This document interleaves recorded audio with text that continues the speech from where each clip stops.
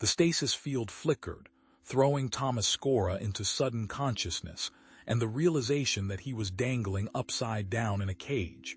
Not the worst Monday he'd ever had, but definitely in the top 5.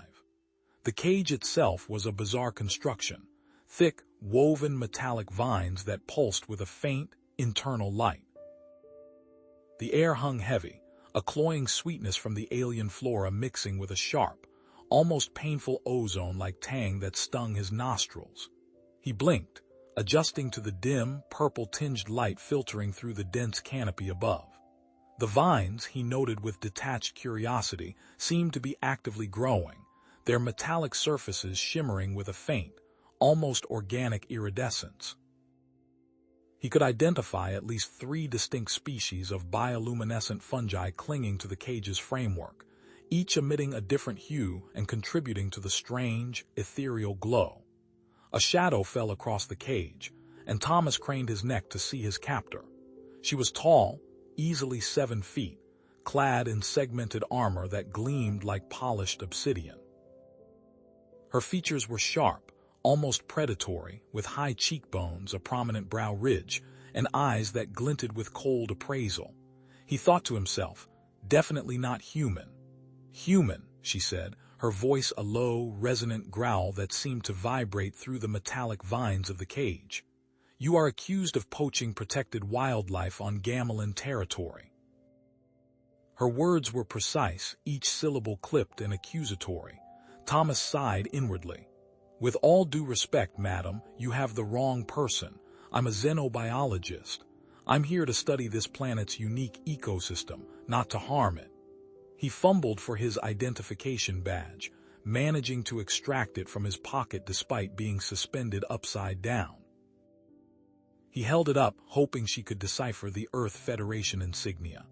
Thomas Scora, xenobiologist, Earth Expeditionary Corps, C. No poaching equipment. Before she could respond, a guttural roar ripped through the air. A creature of nightmare lunged at the cage, its massive form casting a long, distorted shadow. It was a krell, a genetically modified beast, with razor-sharp claws, rows of needle-like teeth, and eyes that burned with primal rage. Saliva dripped from its jaws as it snapped at Thomas, the force of its attack shaking the cage violently. The sound was almost like an amplified domestic animal, a dog or a cat, but far more menacing. Krell, stand down. The armored figure commanded, her voice permeated with authority. The beast hesitated but remained agitated, its focus never leaving Thomas. The Krell's nostrils flared, tasting the air, its body trembling with barely restrained aggression. It clearly didn't like Thomas's unfamiliar scent. Zara regarded Thomas with a mixture of suspicion and annoyance. My family expects me to maintain order on this territory, human. Poachers have become a persistent problem. They disrespect our traditions and threaten our ecosystem. Her tone softened slightly, revealing a hint of the pressure she was under. I have also received reports of other humans sighted in this sector. It seems your kind are becoming quite the nuisance. Zara kept Thomas restrained, but instead of leaving him in the cramped cage, she led him through a series of corridors to a larger holding cell. The air was noticeably fresher, filtered and humid, and sunlight streamed through a high, barred window, illuminating floating motes of alien dust. It was still a prison, but a far cry from the cramped, dark cage. Satisfied? Zara's voice was curt but lacked the earlier venom. Thomas, still bound at the wrists and ankles, surveyed the cell. An improvement, though I'd be more satisfied with a set of xenobotany tools. I'd like to analyze some of the local flora, perhaps understand why it's reacting so violently to your industrial processes. Zara's expression tightened. You will not sabotage our operations. Sabotage? No, understand, perhaps even mitigate. I'm a scientist, not a saboteur. He paused, glancing at the far corner of the cell where Krell lay coiled, its reptilian eyes fixed on him. I'd also like to observe Krell more closely. Its behavior seems erratic. Zara scoffed. Erratic? Krell is a loyal and effective hunting animal. Loyal, undoubtedly. Effective, I can see that. but the heightened aggression, the unpredictable shifts in alertness. It suggests a degree of genetic instability, perhaps heightened senses that it can't properly process. Thomas carefully avoided direct eye contact with the creature. Do you know anything about pheromonal communication in alien species? Vaguely. It is irrelevant. Perhaps not. Krell might be reacting to my scent. Humans, we're walking chemical factories. Our pheromones could be triggering a territorial response. As if on cue, Krell rose to its feet, a low growl rumbling in its chest. Its nostrils flared and it took a tentative step towards Thomas, its gaze unwavering. The air in the cell thickened with tension. The scent of musk and ozone filled Thomas' nostrils. Zara's hand instinctively moved to the energy rifle strapped across her back. She observed Krell intently, her brow furrowed. Its behavior is unusual, she admitted, her voice barely a whisper. Thomas seized the opportunity. If I could get a sample of Krell's saliva, I could analyze its pheromonal makeup, identify the specific compounds that are triggering its aggression. It might help you understand and control it better.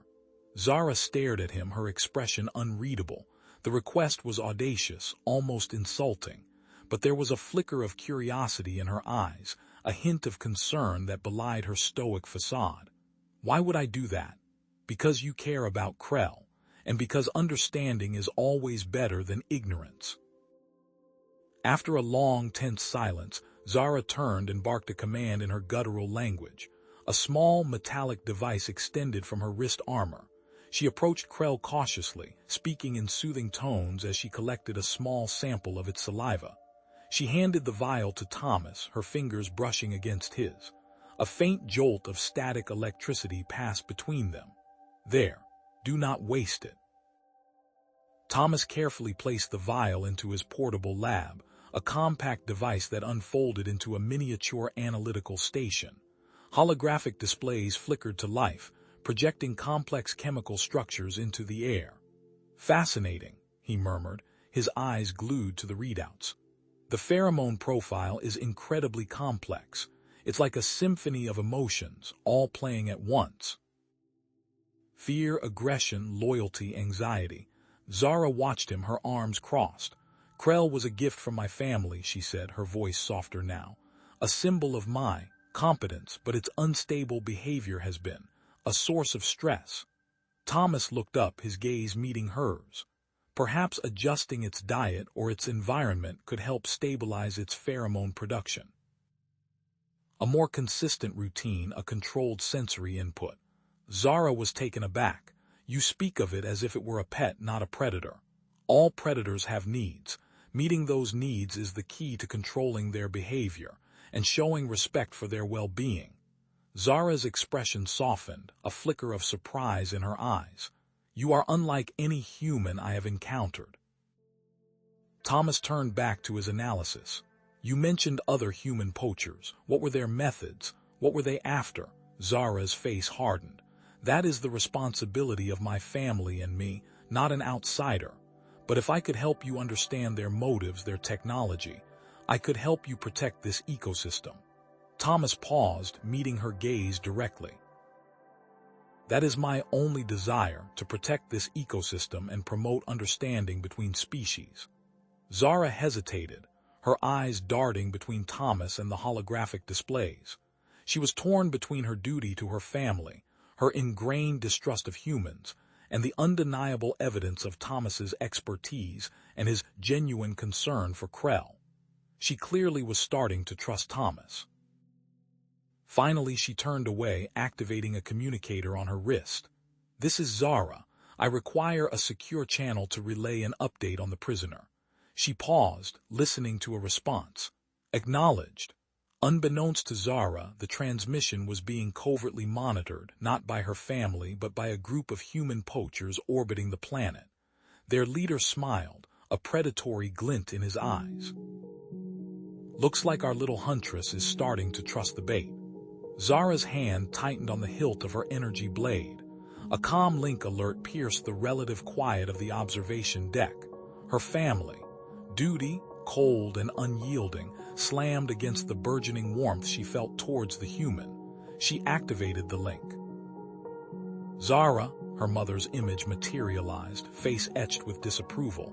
"The council has reviewed your report regarding the human. His continued existence is deemed a threat to Gamelan security. Execute him immediately." Zara's violet eyes flashed. "Mother, with all due respect, the human is proving invaluable. He's exhibiting an understanding of the Krell's bioneurology that we have not been able to replicate. His insights into Krell's instability alone. Instability that you have failed to rectify, Zara. Do not presume to question the Council's wisdom. The human is an anomaly, a potential vector for disease, and an insult to our warrior traditions. Eliminate the threat." The image flickered, the connection severed. Zara stared at the blank screen, her face hardened. Execute him, after he had saved her life. After seeing the empathy in his eyes when he looked at Krell, she deactivated the comm link, cutting off the icy tendrils of her family's expectations. She couldn't do it. Not yet. Across the room, Thomas was bent over a sensor array, his brow furrowed in concentration. Krell paced restlessly in its enclosure, its guttural growls vibrating through the deck. The creature's breaths were coming in short, ragged bursts. "Something's not right," Thomas murmured, more to himself than to Zara. He tapped a series of commands into his datapad, bringing up a complex graph of pheromonal activity. Panting, erratic movements, and look at these pheromone spikes, through the roof. Zara approached, her face still tight with suppressed emotion. "What is it, human?" "Thomas," he corrected absently, his eyes glued to the datapad. "I'm detecting a correlation. Krell's pheromone production is highly sensitive to." He zoomed in on a specific data point. "A common local plant, the xylose bloom, and look," he pointed to another graph, "it's currently flowering season." Zara frowned. "The xylose bloom, it's everywhere." "Exactly. The pollen is likely triggering these imbalances. I propose a controlled experiment. Isolate Krell from the pollen, filter the air, and monitor the pheromone levels. I predict a stabilization of its behavior." Zara hesitated. It was unorthodox, un-Gamelan, but she had seen the results of his. Empathy. Very well, prepare a sealed environment. Pollen filters at maximum. Hours later, within a specialized enclosure bathed in soft, filtered light, Krell lay resting, its breathing steady and even. The guttural growls had subsided, replaced by soft, contented rumbles. "Remarkable," Zara conceded, observing the monitors. "Its pheromone levels are stabilizing. It's calmer." A flicker of something akin to hope ignited in her violet eyes. "Perhaps you are not entirely useless, human." Just then, a high-pitched whine pierced the air, followed by a wave of nausea that washed over Zara. Krell howled in agony, thrashing wildly against the confines of its enclosure. The sensor array flickered and died, plunging the room into near darkness. An alarm blared. "What was that?" Zara gasped, clutching her head. Thomas swore. The datapad in his hands had gone blank, spitting out error messages. "Sonic weapon. Targeting Krell's auditory cortex, the poachers." He stumbled, trying to clear his head. He realized that the sonic weapon was specifically targeting Krell's genetically enhanced hearing. "I need to find the source." Zara, disoriented but battle-hardened, fought to regain control. Krell was a raging storm of claws and teeth, its genetically enhanced strength amplified by the sonic assault. The creature was tearing through the reinforced enclosure as if it were made of plastic. "Krell, cease," she commanded, but her voice was lost in the creature's tormented roars. Thomas, ignoring the chaos, scrambled towards the emergency power console. "They're trying to incapacitate you and capture Krell," he yelled over the din. "I need to override the comm system, find the frequency of the sonic weapon." He ripped open the panel, sparks flying as he began rerouting power conduits. Zara, seeing the futility of trying to reason with Krell, drew her energy blade. "Brace yourself, human. This is about to get considerably worse." Thomas worked frantically, sweat dripping from his brow. Almost, got it. He cobbled together a makeshift counter-frequency generator from spare parts. This should at least scramble their signal. He hit the activation switch. The high-pitched whine lessened, replaced by a garbled static. Krell's thrashing subsided slightly, but its eyes still burned with pain and fury. The door to the facility buckled inward with a deafening crash. Zara whirled around, her energy blade humming. They're here. Even as the first poacher breached the doorway, Thomas noticed something else, a tiny, almost invisible tracking device embedded in Krell's thick hide near its shoulder. He cursed. They've been tracking Krell this whole time. Zara leveled her blade, her face a mask of stubborn persistence. Then they have chosen the wrong prey. She glanced at Thomas, a flicker of respect in her eyes. Your assistance will be essential, human. Prepare yourself. This is not a scientific experiment. Zara roared, a guttural sound that echoed through the cavern, and launched herself at the nearest poacher. Thomas, adrenaline coursing through him, scanned the area, his enhanced vision goggles painting the scene in thermal blues and reds. Two more, behind the rock formation to your left. Heat signatures spiking there, charging their weapons. He yelled, guiding her movements. She didn't hesitate. A blur of emerald armor, she vaulted over the rocks, her plasma blade singing as it sliced through the air. Two muffled screams followed as the poachers fell, weapons clattering on the stone floor.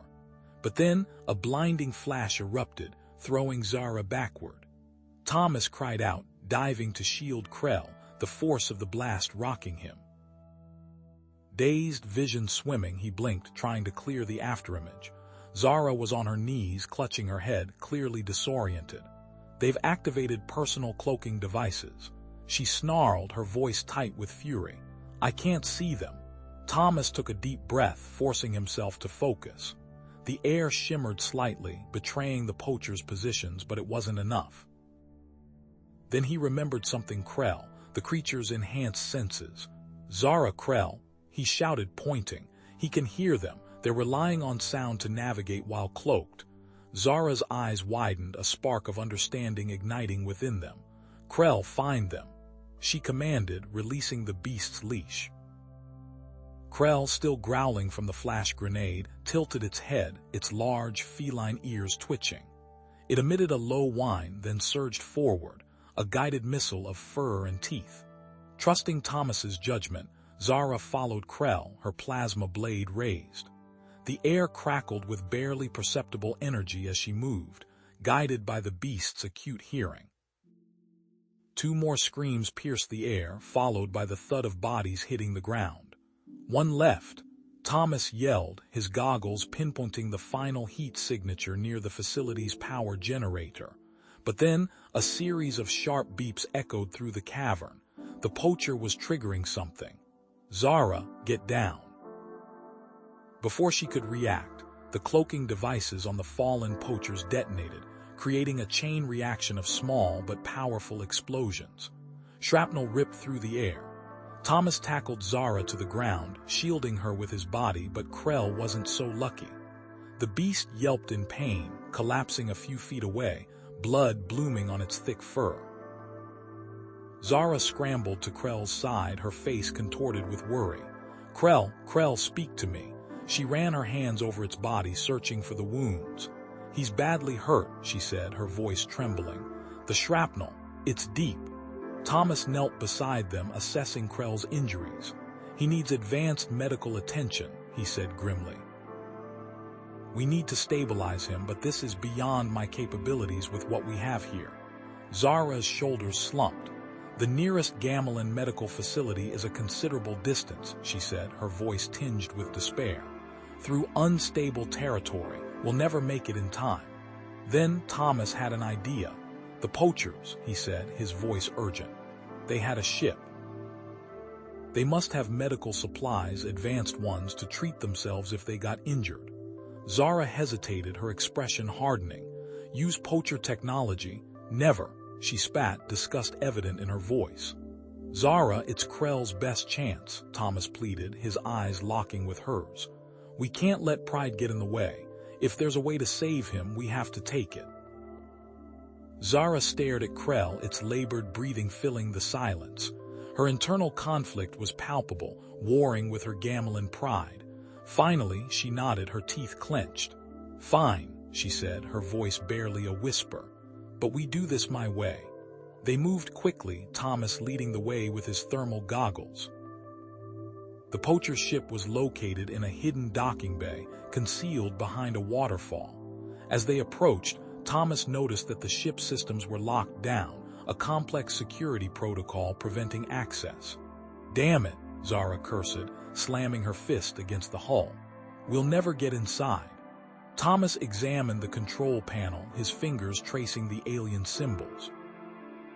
"Not necessarily," he said, his eyes gleaming with commitment. "These symbols, they're not random. They're based on a pheromone signature, a recurring sequence." "Pheromones?" Zara asked, confused. "What are you talking about?"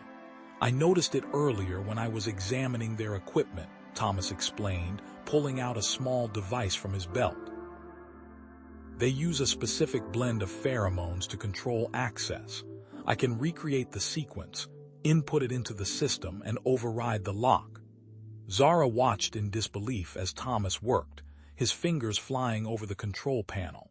He used his device to analyze the air, isolating the pheromone signature, then recreated it using a portable synthesizer. He input the code and the ship hummed to life, the docking bay doors sliding open with a hiss. Zara stared at Thomas, her eyes wide with a mixture of surprise and admiration. "How did you?" "Just a knack for languages," Thomas shrugged, a hint of a smile playing on his lips, "and a little bit of science." Inside the ship, they found a fully equipped medical bay. Thomas immediately set to work, using the advanced equipment to stabilize Krell. Zara watched, her anxiety slowly easing as Thomas expertly treated the beast's wounds. While Thomas worked, Zara explored the ship, her face growing grim as she examined the data logs. "This is worse than I thought," she said, her voice tight with fury. "They have detailed maps of gamelin territory, including several Krell breeding facilities." She showed Thomas a holographic display highlighting a target location.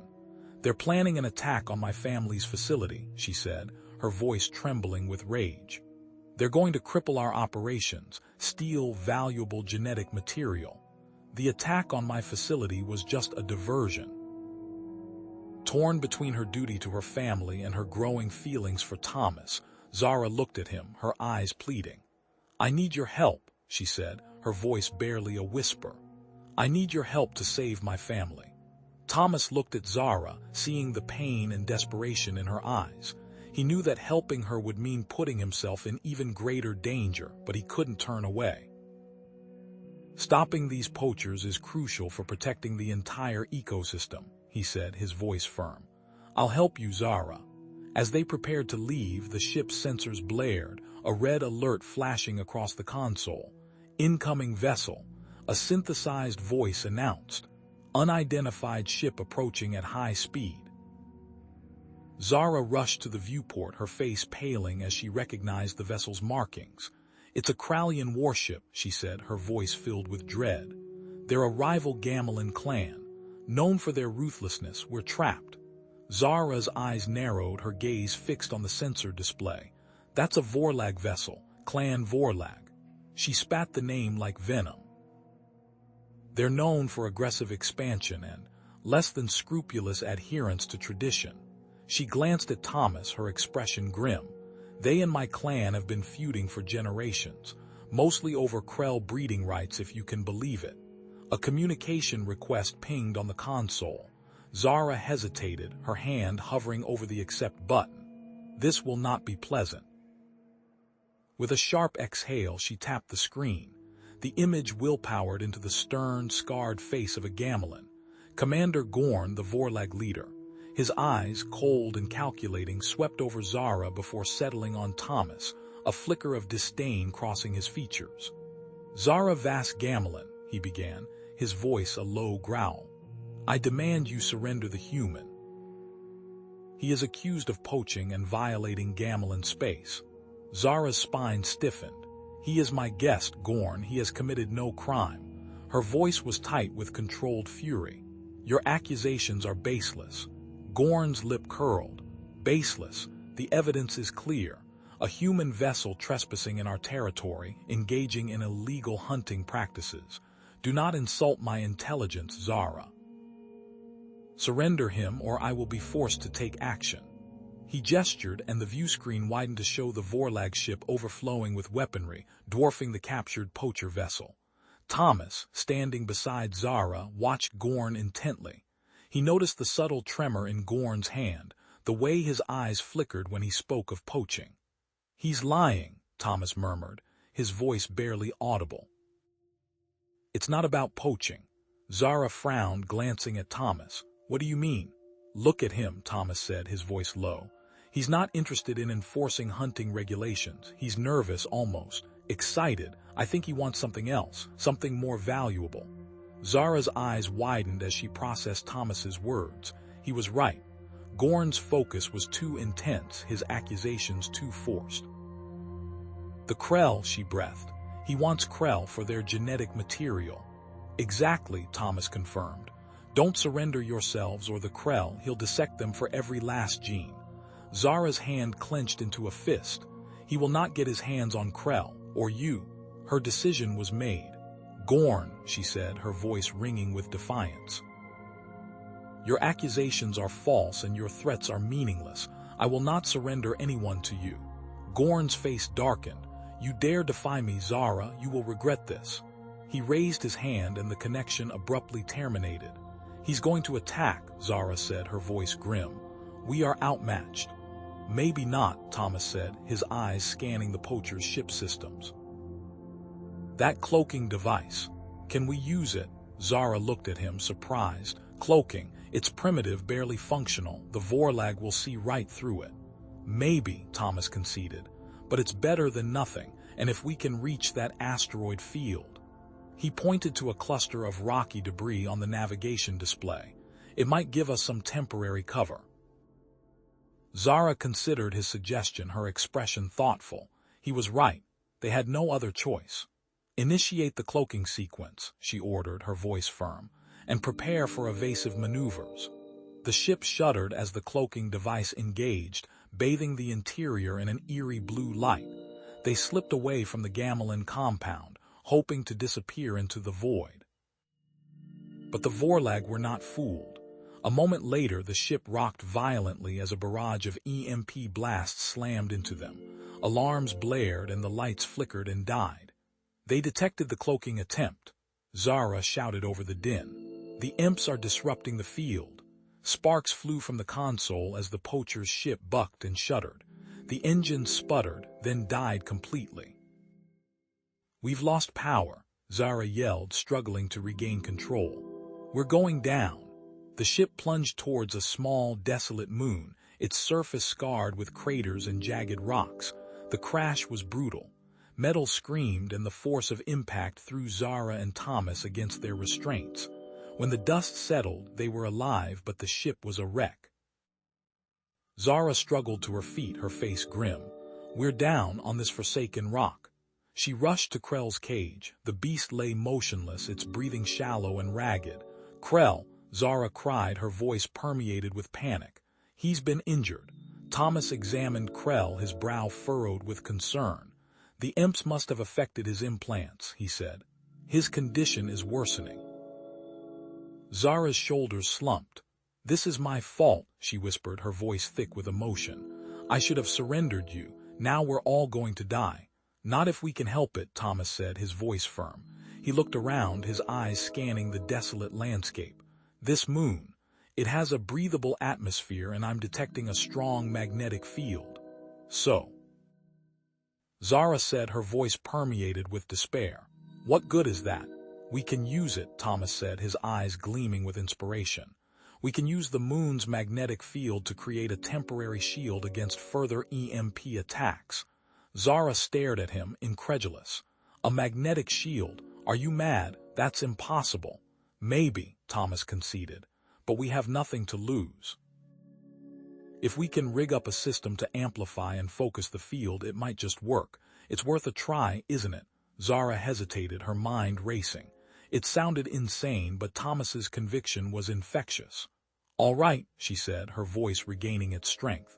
Let's do it. But while you're playing scientist, I'm tending to Krell. Zara knelt beside Krell's cage, gently stroking his fur. Forgive me, my friend, she whispered, her voice choked with emotion. I never should have brought you here. She looked at Thomas, her eyes filled with a mixture of gratitude and something deeper. Krell has been my companion since childhood. He is more than just a hunting beast to me. He is my family. As Zara tended to Krell, Thomas worked tirelessly, jury-rigging a system to manipulate the moon's magnetic field. He scavenged parts from the wrecked ship, his movements precise and efficient. Zara watched him, her admiration growing with each passing moment. He was so different from the Gamelin warriors she knew, so resourceful, so compassionate. Finally, after what seemed like an eternity, Thomas stepped back from his creation, wiping sweat from his brow. All right, he said, his voice tight with anticipation. Let's see if this works. He flipped a switch and the air crackled with energy. A faint blue shimmer enveloped the ship, distorting the light around it. Did it work? Zara asked, her voice barely a whisper. I think so, Thomas said, his eyes glued to the sensors. The magnetic field is intensifying. It's unstable, though. It'll require constant adjustments. Suddenly, a proximity alarm blared. Vorlag boarding party detected, Zara shouted, grabbing her weapon. They're landing nearby. Damn it, Thomas cursed. We're not ready. We have no choice, Zara said, her voice grim. We have to defend ourselves, and Krell. Thomas grabbed a sonic weapon from the poacher's ship, his mind racing. This might give us a distraction, he said. It's designed to disrupt local fauna, but it might work on the Vorlag as well. Zara nodded, her eyes blazing with tenacity. Let's make them regret they ever crossed us. They moved to the ship's entrance, weapons raised, bracing themselves for the onslaught. The boarding ramp slammed down, and a squad of heavily armed Vorlag warriors stormed into the ship. Zara opened fire, her shots precise and deadly. Thomas activated the sonic weapon, unleashing a wave of disorienting sound that threw the Vorlag off balance. The battle was fierce and brutal. Zara fought like a cornered tigress, her movements swift and deadly. Thomas, despite his lack of combat training, used his knowledge of alien physiology to exploit the Vorlag's weaknesses, targeting pressure points and nerve clusters. Suddenly, Krell roared, a sound filled with pain and fury. The beast surged against his cage, his eyes blazing with protective rage.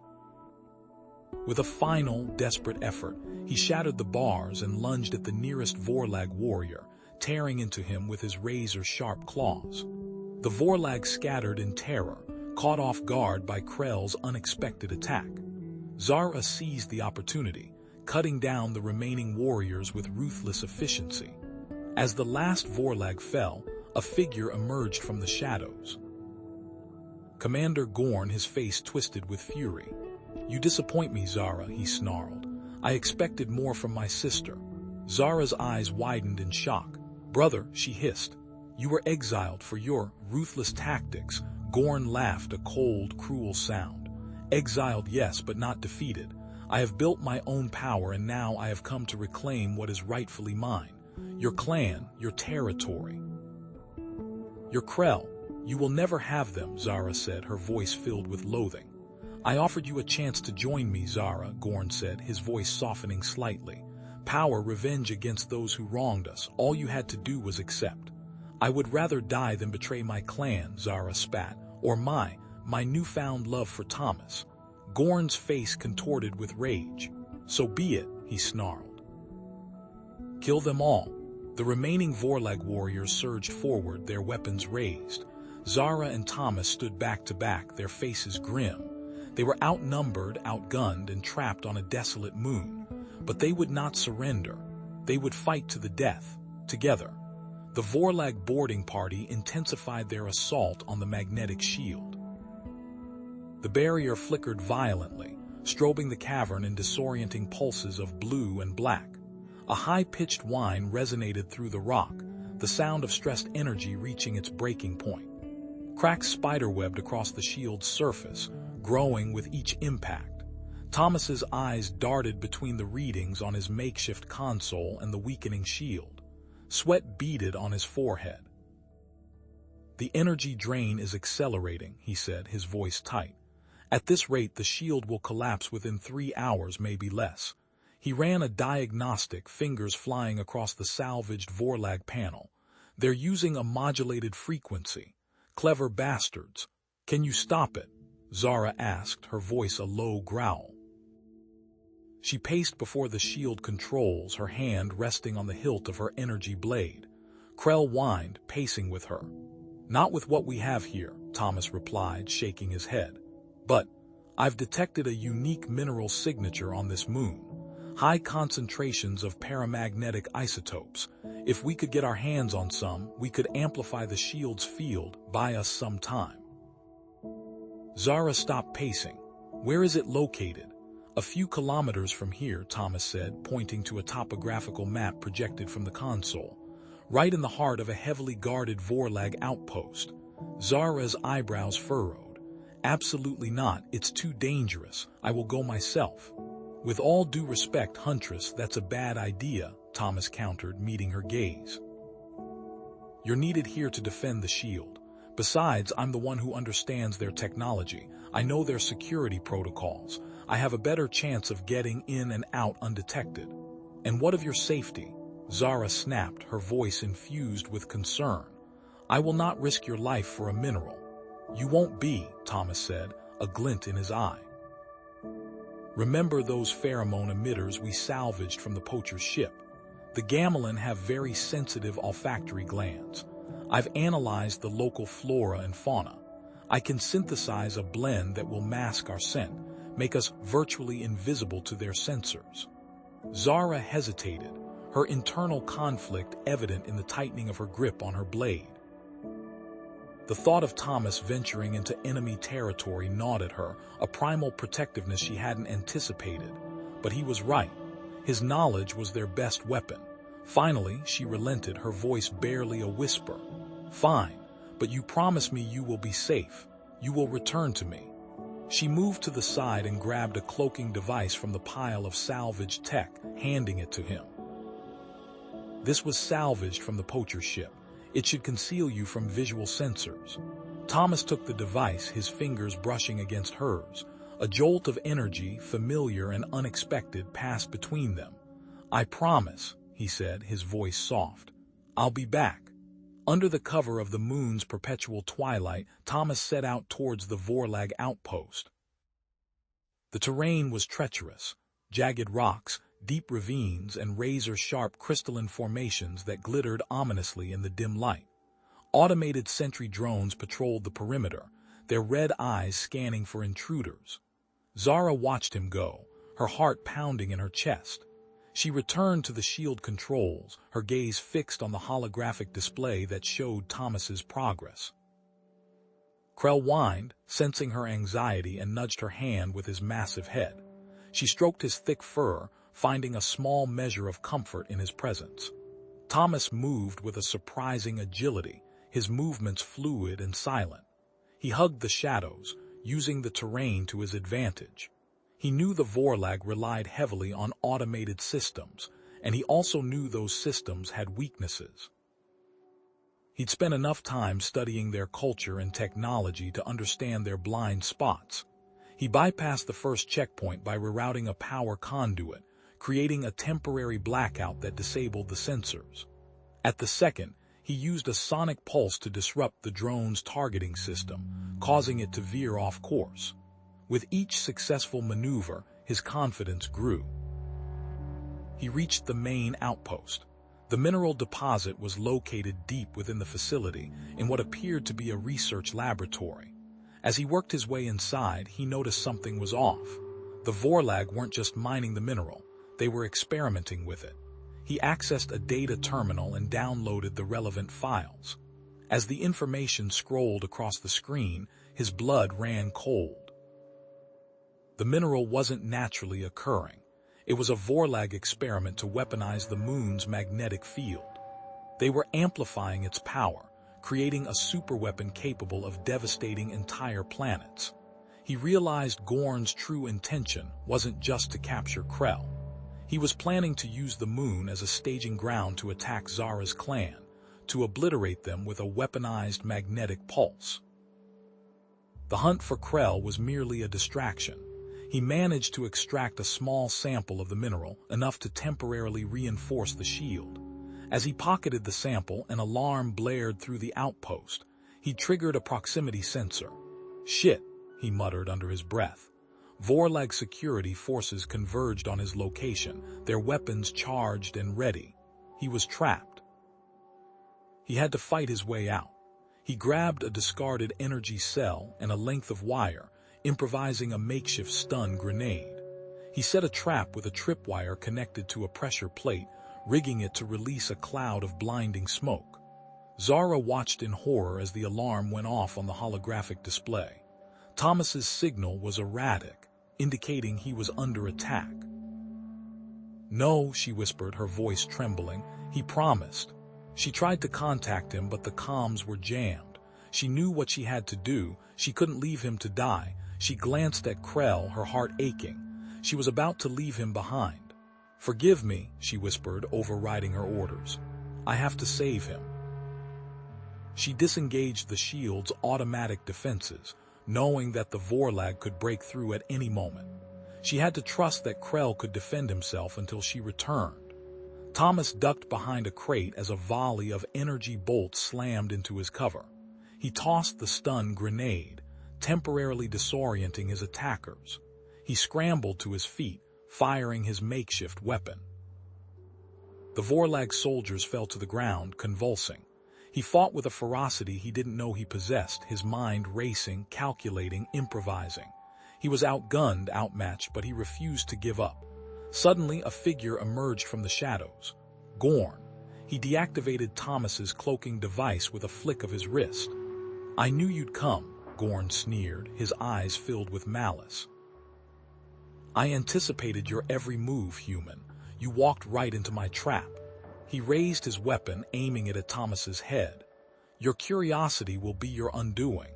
Now, you will die knowing that your efforts were in vain. Soon, Zara's clan will be dust, and this moon will be the spearhead of our conquest." Just as Gorn was about to pull the trigger, a figure lunged from the shadows, knocking him to the ground. Zara. Her energy blade crackled with deadly energy. "You will not touch him," she roared, her voice filled with rage. She engaged Gorn in a furious battle, her movements a blur of speed and precision. She fought with the fury of a cornered predator, her every strike fueled by her love for Thomas and her hatred for Gorn's betrayal. At that moment, a deafening roar echoed through the outpost. The ground trembled. Krell, sensing Zara's distress, had broken free from his restraints. He charged towards the outpost, his massive body a force of nature. His loyalty to Zara, combined with the unexpected compassion he had felt from Thomas, had unleashed a primal rage. Gorn saw Krell approaching and barked orders at his troops. "Focus your fire on the beast. Eliminate it. It is a threat to our plans." The Vorlag forces unleashed a barrage of sonic weapons on Krell. The high-frequency blast slammed into his body, causing him immense pain and disorientation. But instead of weakening him, the sonic assault triggered a surge of primal rage.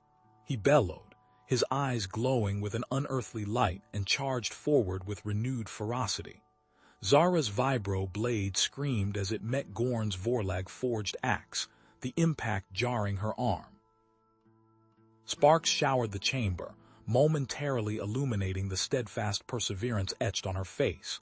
Gorn, however, fought with a calculating precision that belied his brutish appearance. He anticipated her every move, deflecting blows that should have cleaved him in two. He had studied her, she realized with a sickening lurch. He knew her weaknesses. A searing pain ripped through her side. Gorn's axe had found its mark, slicing through her armor. She staggered back, the metallic tang of her own blood filling her nostrils. He pressed his advantage, a guttural laugh rumbling in his chest. But Zara was not defeated. With a desperate lunge, she kicked out, knocking Gorn off balance just long enough to disengage and create some space. Despite her skill, the Vorlag soldiers were closing in, their energy rifles spitting bolts of plasma. Zara parried and dodged, but she was losing ground. Each blast that struck near her sent tremors through her body, weakening her dedication. The wound in her side throbbed and her movements were becoming sluggish. She was being overwhelmed. From his vantage point near the makeshift command console, Thomas watched the battle unfold. He noticed something peculiar about Gorn. Each time a plasma bolt came close, a faint shimmer surrounded him, a personal energy shield. It was subtle, almost invisible, but it was there.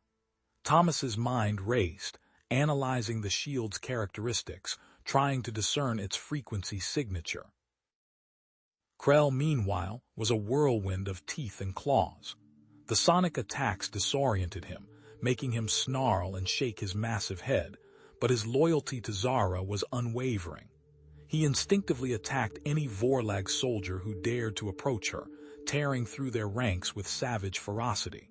An unusual display of protectiveness. Thomas realized that if he could disrupt Gorn's shield, Zara might have a chance. He remembered the device he had seen on the poacher's ship, a frequency emitter designed to scramble communications. It might be powerful enough to overload the shield. He had to reach it. Ignoring the chaos around him, Thomas slipped away from the console, moving stealthily through the Vorlag outpost. He relied on shadows and his knowledge of the base layout, pieced together from his brief captivity, to avoid detection. Each step was a gamble, but he knew he had to try. Zara saw Thomas disappear from the corner of her eye. A wave of conflicting emotions washed over her. She wanted to protect him, to keep him safe, but she also knew she had to defeat Gorn. Her warrior instincts clashed with her growing feelings for the human. Krell's continued defense was buying Thomas precious time. The beast's ferocity kept the Vorlag soldiers at bay, allowing Thomas to navigate the maze like corridors undetected. Thomas reached the poacher's ship and scrambled inside. The frequency emitter was there, just as he remembered, but it was damaged. A crucial component was cracked, rendering it useless. He cursed under his breath. He had so little time. With trembling hands, Thomas began to repair the device, using scavenged parts from the ship's control panel and his own multi-tool. He worked with feverish intensity, his mind focused on the task at hand. He had no way to test the device, no way to know if it would work. He was working blind, hoping against hope that his calculations were correct. Back in the main chamber, Zara was on her knees, Gorn standing over her, his axe dripping with her blood. "It is over, Zara," he sneered, his voice imbued with triumph. "Your clan will fall. This moon will be ours." He leaned closer, his eyes burning with a possessive fire. "You could have been mine, Zara. I always loved you." Just as Gorn raised his axe for the final blow, a beam of energy lanced through the chamber, striking him squarely in the chest. The effect was instantaneous. Gorn's shield flickered violently, then overloaded with a deafening shriek. The energy field collapsed, leaving him vulnerable. Zara, seizing the opportunity, surged to her feet, but before she could strike, Gorn activated a device on his wrist. A series of high-pitched tones echoed through the outpost, and the ground began to tremble. "Failsafe activated," Gorn roared, a manic grin spreading across his face. "If I cannot have this moon, no one will." The outpost shook violently as the weaponized magnetic field destabilized. Alarms blared, and chunks of the ceiling began to fall. The entire structure was on the verge of collapse. Gorn, seeing his plan nearing completion, disappeared into a hidden transport, leaving Zara, Thomas, and Krell to face the imminent destruction. Zara stared in disbelief at the retreating transport, then turned to Thomas, her eyes filled with a mixture of anger and despair. "He's going to destroy the moon. Thomas, his face grim, nodded. "We have to stabilize the magnetic field or we're all dead." The Vorlag outpost was already collapsing around them. The immediate fallout of the weakening magnetic field causes the atmospheric pressure to drop, which further disorients the Krell. The Vorlag outpost buckled, a metallic groan tearing through the air as the magnetic field visibly wavered, shimmering like heat haze. Debris rained down sparking conduits, shattered monitors, chunks of plasteel plating, and the atmospheric pressure noticeably thinned, making each breath a little harder, a little sharper. Thomas, Zara, and even Krell struggled to maintain their footing on the vibrating deck. "Damn it!" Thomas yelled over the din, his voice tight with urgency. He braced himself against a console as he scanned the chaotic displays. The magnetic field, it's fluctuating wildly. They're destabilizing the entire moon's core. If it goes critical, this whole place is going to blow. He scrambled toward the main Vorlag control panel, fingers flying across the alien interface. "I need to manually override this thing." But the screen flickered red, displaying a series of indecipherable symbols. "Locked down. Complex access code required." Zara, her green eyes narrowed, assessed the situation with a warrior's efficiency. "Krell, protect Thomas. I will deal with any remaining Vorlag." Without waiting for a response, she drew her plasma blade, the humming energy casting an eerie green glow across her face, and charged down the corridor, a blur of motion and lethal intent. The guttural roars of Vorlag soldiers echoed in the distance, punctuated by the crackle of energy weapons. Thomas, shielded by Krell's massive frame, the beast's low growl, a constant reminder of its impossibly strong energy, frantically worked to bypass the security protocols.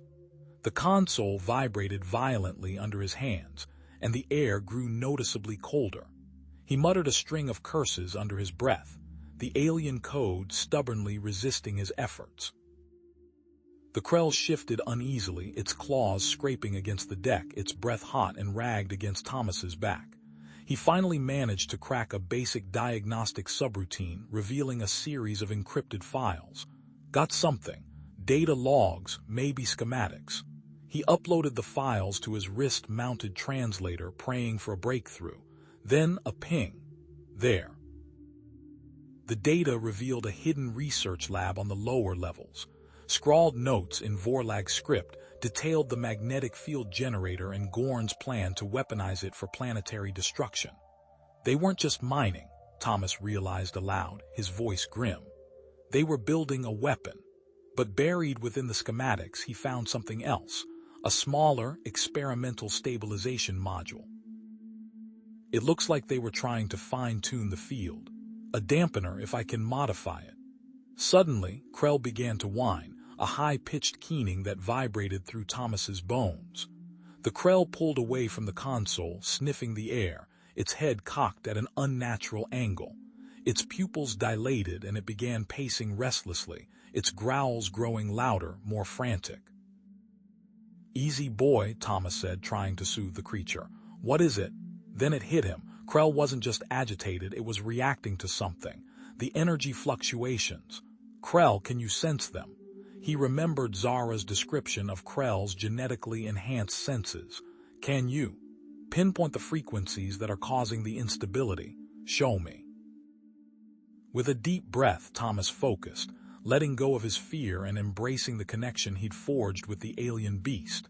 He placed a hand on Krell's flank, feeling the vibrations ripple through its powerful muscles. "Okay, Krell, guide me." The Krell nudged him toward the stabilization module, its head bobbing slightly as it focused on the device. Thomas adjusted the module's parameters, guided by Krell's subtle reactions. A series of clicks and whirs filled the air as he rerouted power conduits and recalibrated the frequency resonators. This required close cooperation, with Thomas constantly adjusting based on the Krell's reactions. Finally, he was ready. "Here goes nothing." Thomas activated the modified stabilization module. A surge of energy coursed through the outpost, the lights flickering violently. The shaking intensified and a high-pitched whine filled the air. The tension was almost unbearable. Then the shaking lessened. The whine faded. The lights stabilized. The stabilization module partially succeeded in dampening the fluctuations, but the console flashed a warning message, stark red against the green. Fail-safe mechanism activated. Core detonation imminent upon further field tampering.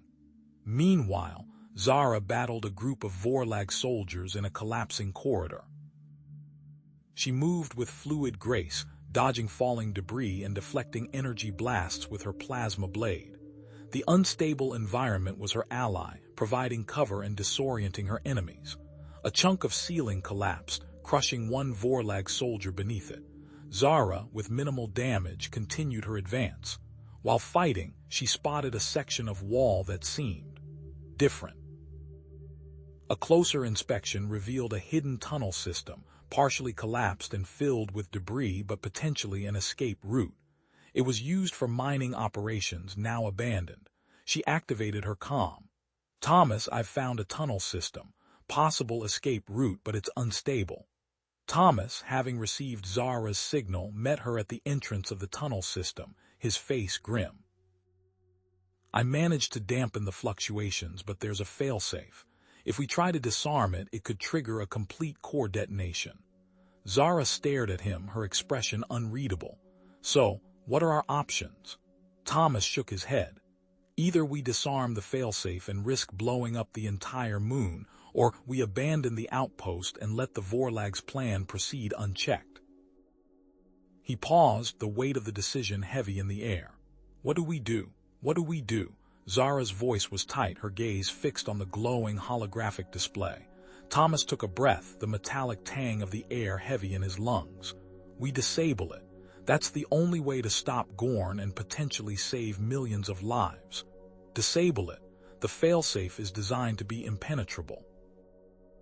It's shielded by layers of Vorlag technology." Zara's tone was tinged with doubt. "I know, but there has to be a weakness. I theorize that we can overload a specific node in the system to disrupt the detonation sequence. It's incredibly risky. The timing has to be precise, and there's a high chance of immediate detonation if we fail." Zara's lips pursed. "I'm going with you." Krell, who had been pacing restlessly, let out a low growl, his eyes flashing. The tunnels seemed to be amplifying the magnetic field's effects. Thomas noticed Krell becoming increasingly agitated, pacing faster, claws clicking on the stone floor. It was as if the magnetic field was both fueling him and driving him mad. "The tunnels are unstable," Thomas said, gesturing to a section of the ceiling that had recently collapsed. "Let's move." They entered the tunnel system, the air growing thick with the smell of ozone and decaying rock. Collapsed sections forced them to crawl, and pockets of residual magnetic energy made their skin tingle. Zara, with her enhanced senses and combat skills, cleared debris and scanned for threats. Suddenly, a beam of crimson energy sliced through the darkness, narrowly missing Zara. "Vorlag automated defense systems," she hissed, drawing her plasma blade. "They're still active." A series of drones emerged from the shadows, their weapons charged. Zara moved with a speed that belied her size, deflecting energy blasts and slicing through the drones with lethal precision. Krell, his eyes glowing, tore through the remaining drones with savage efficiency, his claws ripping through metal and circuitry. As they moved deeper, Krell's heightened senses became increasingly valuable. He could anticipate enemy ambushes, his growls warning them of hidden drones and pressure sensors. He navigated them through areas with high magnetic interference, where their own sensors were useless. However, his agitation was growing, his movements becoming more erratic, his growls turning into snarls. Finally, they reached the failsafe control room. The room was a chaotic mess of sparking wires and shattered consoles. Thomas moved to the central console, his fingers flying across the damaged interface. The system's architecture is even more complex than I anticipated, he muttered. The detonation sequence is tied directly to the moon's core energy output. Zara, meanwhile, was examining a section of the wall. Thomas, I've found something. A hidden emergency override system. Can you activate it? It requires a unique gamelan energy signature. Thomas tried to interface with the override system, but a holographic display flickered to life, displaying a complex code sequence. It's heavily shielded. This code could take hours to decipher under normal circumstances. Just then, a surge of magnetic energy coursed through the room, overloading the systems. Alarms blared, red lights flashed, and a synthesized voice announced, "Failsafe countdown initiated, T-minus 15 minutes. Damn it, Thomas exclaimed. We're running out of time. He paused, thinking rapidly. I have a plan, but it's risky. We can use Krell as a conduit. Channel Zara's energy signature through Krell's unique sensory organs to disrupt the failsafe's detonation sequence. Zara hesitated. Krell is already agitated. I don't know if he can handle that kind of energy. It's our only chance, Thomas said, his voice firm. Krell is strong and he trusts us. We can do this.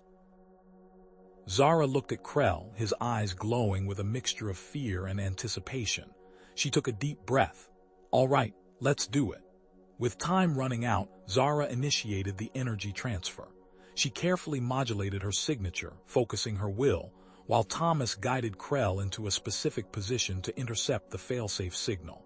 Krell roared in pain as the energy surged through him. His body convulsed, his muscles spasming as the magnetic field intensified. The air crackled with energy, and the room filled with the smell of burning ozone. The failsafe countdown momentarily paused, then accelerated. The disruption attempt has partially failed, Thomas said grimly. The detonation sequence is becoming more unstable. Thomas, witnessing Krell's distress, realized that the frequency of the energy surge needed to be precisely matched to Krell's individual resonance. It was a risky adjustment, but he saw no other option. Thomas recalibrated the energy flow, focusing on Krell's unique pheromonal outputs and the ambient energy field of the cave system to synchronize Zara's output. With a final adjustment, they attempted the disabling sequence again. Krell emitted a piercing shriek that echoed through the tunnels. The lights flickered violently and the failsafe system went silent. Then, a new message appeared on the screen. Critical instability detected. Initiating emergency core purge. The control room shook violently, consoles sparking and throwing off showers of blue light. The emergency core purge, initiated with a groan that resonated deep within the moon's core, plunging the area into darkness as the emergency lights flickered erratically and then died.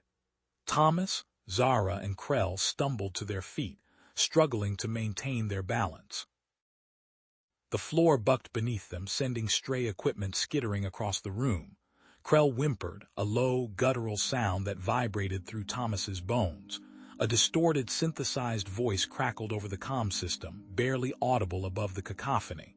Emergency core purge. Initiated. Failsafe protocol. Prevent runaway core reaction. Venting sequence commencing. Thomas's mind raced. Venting sequence. He knew what that meant. Zara, that's it, he shouted over the din, grabbing her arm to keep her steady. They're going to vent the moon's energy. It's a failsafe. If they do that, this whole place becomes uninhabitable, and the energy discharge, it'll devastate the nearby planets. We're talking hours, maybe less. Zara's comm unit chirped urgently. She activated it, her expression hardening. Ilara, a stern, clipped voice filled the small space. Zara, report, explain the core instability. What is happening down there? It was her mother, located on a high-level gamelan station on the surface. Mother, the Vorlag failsafe has been triggered. The core is about to be purged. Failsafe. Ilara's voice dripped with disdain. That primitive Vorlag technology, that was deemed unstable millennia ago. A pause. The Vorlag installed that failsafe as a last-ditch measure, Gamelin High Command chose to ignore that information. They deemed it safer to risk a slow burn than a sudden burst. But Mother, Zara, this is not a debate. Return to the surface station immediately. Your duty lies here. I can't, Mother. We can stop it. Stop it. You would defy a direct order, and for what? A human and a beast. You will return to the surface station now, Zara. That is an order. Zara clenched her fist, her nucleus tightening. No, Mother, I won't. We can stop the purge. I have to try. She cut the connection, leaving a buzzing silence in its wake. Thomas, his brow furrowed in concentration, spoke quickly. There might be a way, the Vorlag. They didn't just build a failsafe. They must have had a plan for containment, a way to channel the energy, conduits. Ancient Vorlag conduits, if we can redirect the flow, prevent the venting. Conduits, Zara questioned. They're probably dormant, millennia old. We don't know if they're stable. Thomas ran a hand through his hair, his eyes darting around, assessing the situation. It's risky, incredibly risky, but it's the only chance we've got.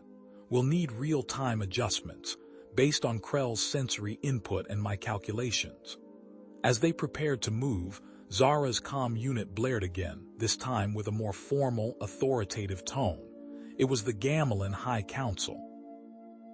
Zara, you are hereby ordered to cease all activity and surrender yourself for insubordination and endangering Gamelin territory. A squad is being dispatched to apprehend you. Zara's face was a mask of fury. They're sending a squad after me, while the moon is about to explode. Your actions are a direct violation of Gamelin protocol, the council's voice boomed. Your defiance will not be tolerated. Zara deactivated the comm, her teeth clenched. Then let them come. We have a moon to save. They began their journey through the tunnels, the unstable environment making progress difficult. Panicked Gamelin were fleeing towards the surface, creating chaotic bottlenecks and further delays. The tunnels, once orderly and efficient, were now a scene of desperation and fear. Krell, his nostrils flaring, tugged at Zara's arm, whimpering. He tilted his head, emitting a low growl. What is it, Krell? Zara asked, her hand resting on his head. Thomas, observing Krell's behavior, spoke up. He's sensing something. Pockets of concentrated magnetic energy. Structural weaknesses we haven't detected. Krell led them to a side passage, previously unnoticed in the chaos. The walls pulsed with a faint blue light. Thomas examined the walls. These tunnels, they're not just for transport. They're part of a larger system, the Vorlag conduits. They were designed to channel the moon's energy into a network of surface pylons. Planetary defense, maybe. Or something else entirely, we don't know. They reached the first Vorlag conduit junction.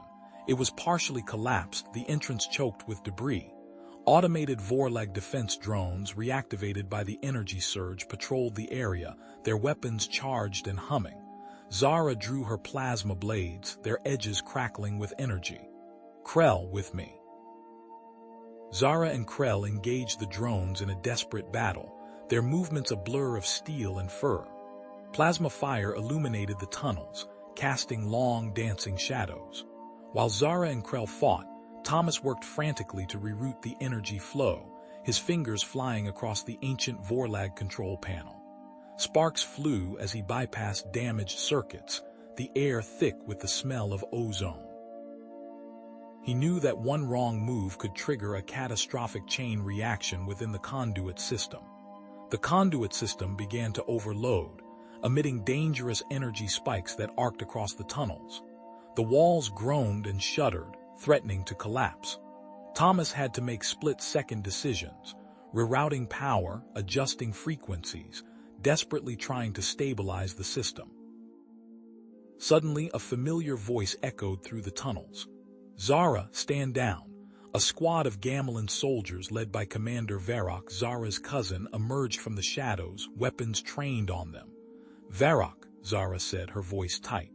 Zara, you are under arrest for insubordination and endangering Gamelin territory. Surrender yourself to the council. Now. Zara stood her ground, her plasma blade still crackling. I will not surrender, Varrock. I intend to save this moon and its inhabitants. A tense silence hung in the air, broken only by the hum of the drones and the groaning of the tunnels. Varrock's face was grim. Zara, don't make me do this. Stand down. Zara met his gaze, her expression resolute. I have made my decision.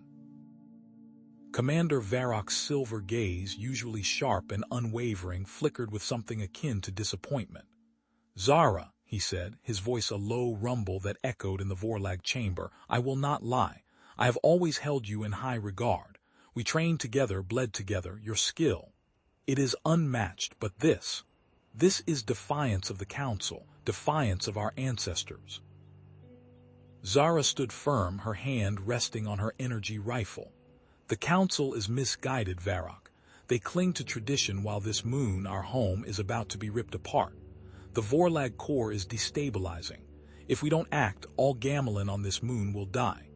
She stepped closer, her voice softening. Join me, Varrock. Save our people. Before Varrock could respond, Thomas stepped forward, holding up his hands in a gesture of peace. With all due respect, Commander, you're arguing about tradition while the walls are closing in. That core is going to purge, and unless we do something about it, your traditions won't matter because you'll all be vaporized. Remember what Alara said, the Vorlag failsafe. We need to activate it, and arguing about honor isn't going to get it done. Varrock's mandibles twitched. He glanced at the readout on his wrist, then back at Zara. A flicker of something unreadable crossed his face. I am bound by duty, he said, his voice tight, but I will give you a small head start. He paused, his eyes hardening. Consider this a temporary reprieve. I will resume my pursuit, but he tapped a sequence on his wrist-mounted console. Here, location data on patrol routes. It will buy you some time. As they moved deeper into the tunnels, Krell growled, a low, guttural sound that vibrated in Thomas's chest. The genetically engineered beast stopped, sniffing the air, his reptilian eyes narrowing. He senses it, Zara said, her voice grim. The core's energy flow. It's shifting, accelerating. The tunnel walls pulsed with a faint blue light. Thomas ran a hand along the conduit, feeling a disturbing vibration.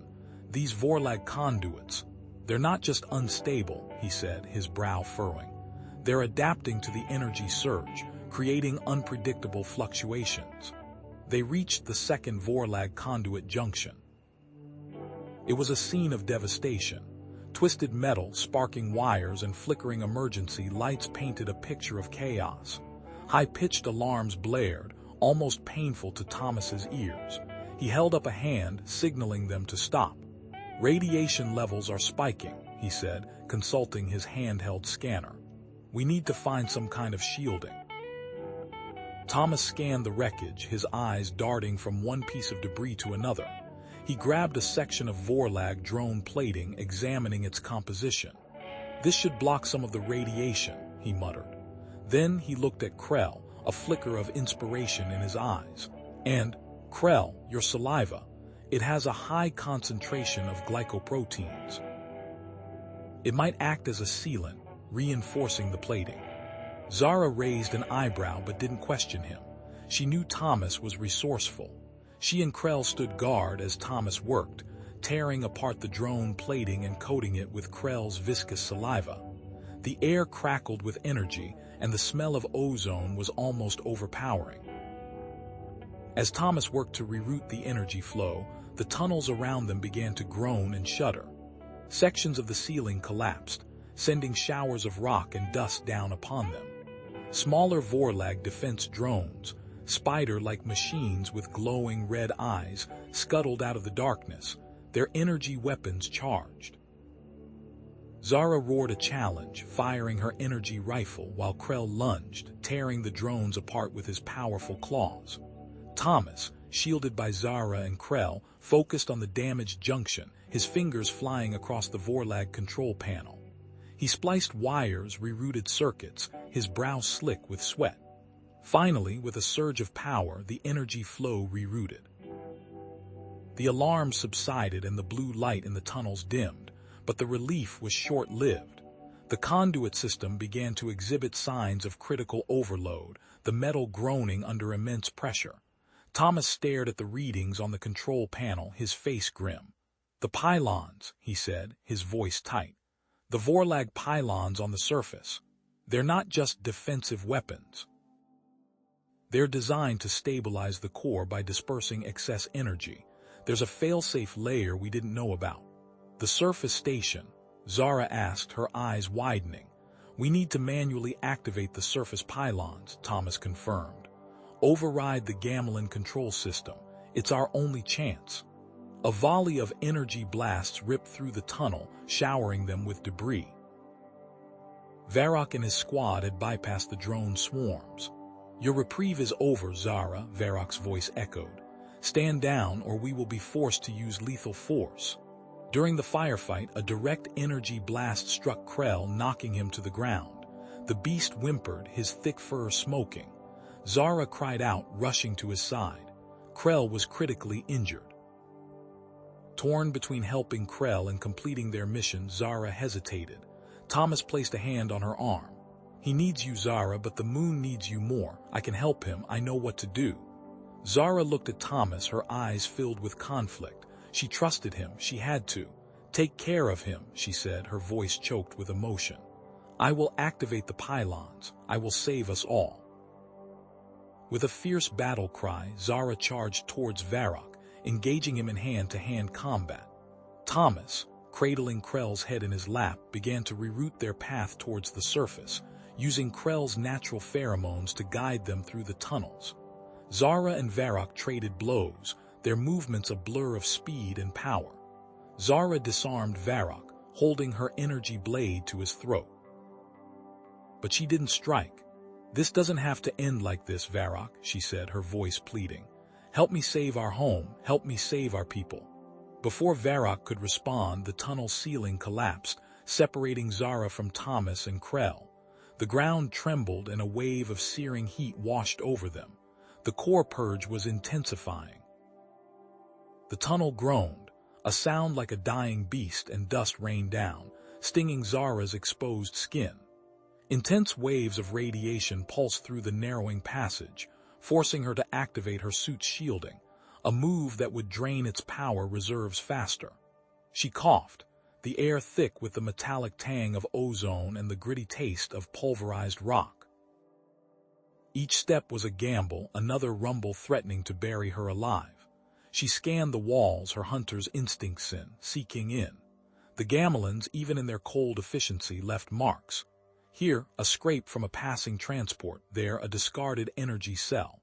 And then, almost imperceptible, a hairline fracture in the rock face, diverging from the main tunnel. A hidden route, less damaged, perhaps. She activated her thermal vision, confirming her suspicion. A pocket of cooler air emanated from the fissure. Meanwhile, in a cavern further below, Thomas worked frantically. Krell lay panting, a ragged gash bleeding steadily across his flank. Scavenged medical supplies were pitifully inadequate, but Thomas did what he could, sterilizing the wound with a makeshift alcohol solution and applying a pressure bandage fashioned from his own shredded clothing. "Hold still, big guy," he murmured, his voice soothing, even though he knew Krell couldn't understand the words. He could, however, sense the intent. Then it came, a rush of images and emotions flooding Thomas's mind, jagged energy spikes, swirling purple clouds, and the unmistakable sensation of pain. It was Krell communicating, a primitive form of telepathy triggered by the trauma. Vorlag, pylons, energy, wrong. The images were fragmented, but the message was clear. The pylons were the key, and something was terribly wrong with their energy signatures. In another section of the tunnels, Varrock hit his fist against the collapsed rock face. The section he'd been assigned to guard had vanished in a cascade of debris, cutting him off from his squad and the main command center. He activated his comm only to be met with static. Cursing under his breath, he rerouted the signal, desperately searching for a connection. Then a garbled transmission, barely audible. "Council, evacuation, moon, untenable, anyone opposing, abandoned." The words hit Varrock like a physical blow. Abandoned. The council was abandoning Zara, abandoning everyone who refused to comply with their cowardly retreat. Disgust curdled in his gut, overriding years of ingrained loyalty.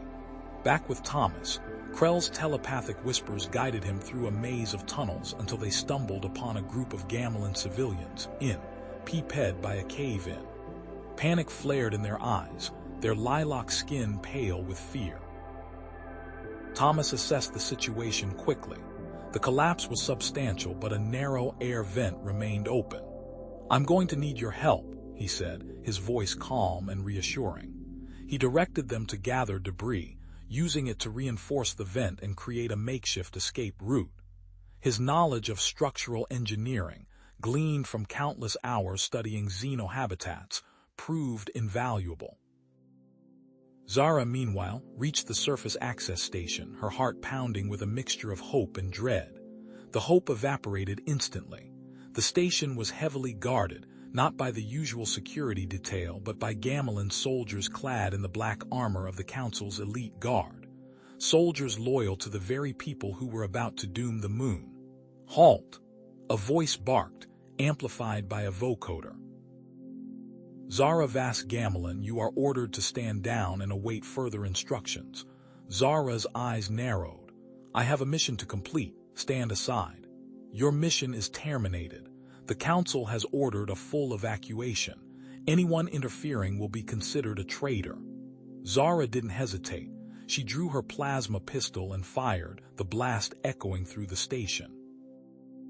The Gamelin soldiers returned fire, forcing her to take cover behind a stack of crates. Her combat prowess was unmatched, each shot precise and deadly, but she was outnumbered and the station was a kill box. Then, a deafening explosion rocked the station. Varrock, true to his word, had arrived, creating a diversion that was as spectacular as it was reckless. He had overridden his programming, turning his heavy weapon on the station's outer defenses, sowing chaos and confusion. The Gamelin soldiers momentarily faltered, giving Zara the opening she needed. She slipped past the remaining guards, her heart heavy with the realization that she could no longer trust her own people. As Thomas and Krell finally reached the surface access station, they were confronted by a hulking Vorlag defense drone, its multifaceted eyes glowing with malevolent intelligence. The drone locked onto them, its weapon systems whirring to life. Thomas acted quickly. He reached into his pack and retrieved a vial of concentrated pheromones he'd synthesized from Krell's scent glands. He tossed the vial at the drone, the glass shattering on its armored chassis. The drone's targeting systems went haywire, its sensors overloaded by the alien scent. It spun erratically, firing wildly at the walls. Taking advantage of the chaos, Thomas scrambled forward, disabling the drone with a well-aimed energy blast to its central processor. Teamwork, born of desperation and understanding. Inside the station, Zara confronted the high-ranking officer controlling the energy regulator. He was an older Gamelin, his face etched with years of unwavering loyalty to the Council. "Stand down, Zara," he said, his voice weary. "You cannot stop this. The Council has made its decision." "The Council is wrong," Zara retorted, her voice tight with suppressed anger. "This moon can be saved. You have the access code, help me." The officer shook his head. "I am bound by my oath. I cannot betray the Council." Zara's hand tightened on her pistol. She knew what she had to do, but the thought of killing one of her own, even one who was complicit in this betrayal, filled her with a sickening dread. Outside, Thomas realized that time was running out. The core purge was accelerating, the tremors growing more violent. He had to find a way to override the regulator manually. Krell's telepathic images flickered in his mind, revealing the regulator's internal schematics. It was a long shot, but he might be able to bypass the access code altogether. As Zara prepared to make her impossible choice, the station shuddered violently. Alarms blared and the lights flickered and died, plunging the station into darkness. A complete communication blackout descended. The core purge had reached critical mass. Zara hesitated. The officer remained defiant, his eyes filled with cold dedication. She couldn't bring herself to kill him.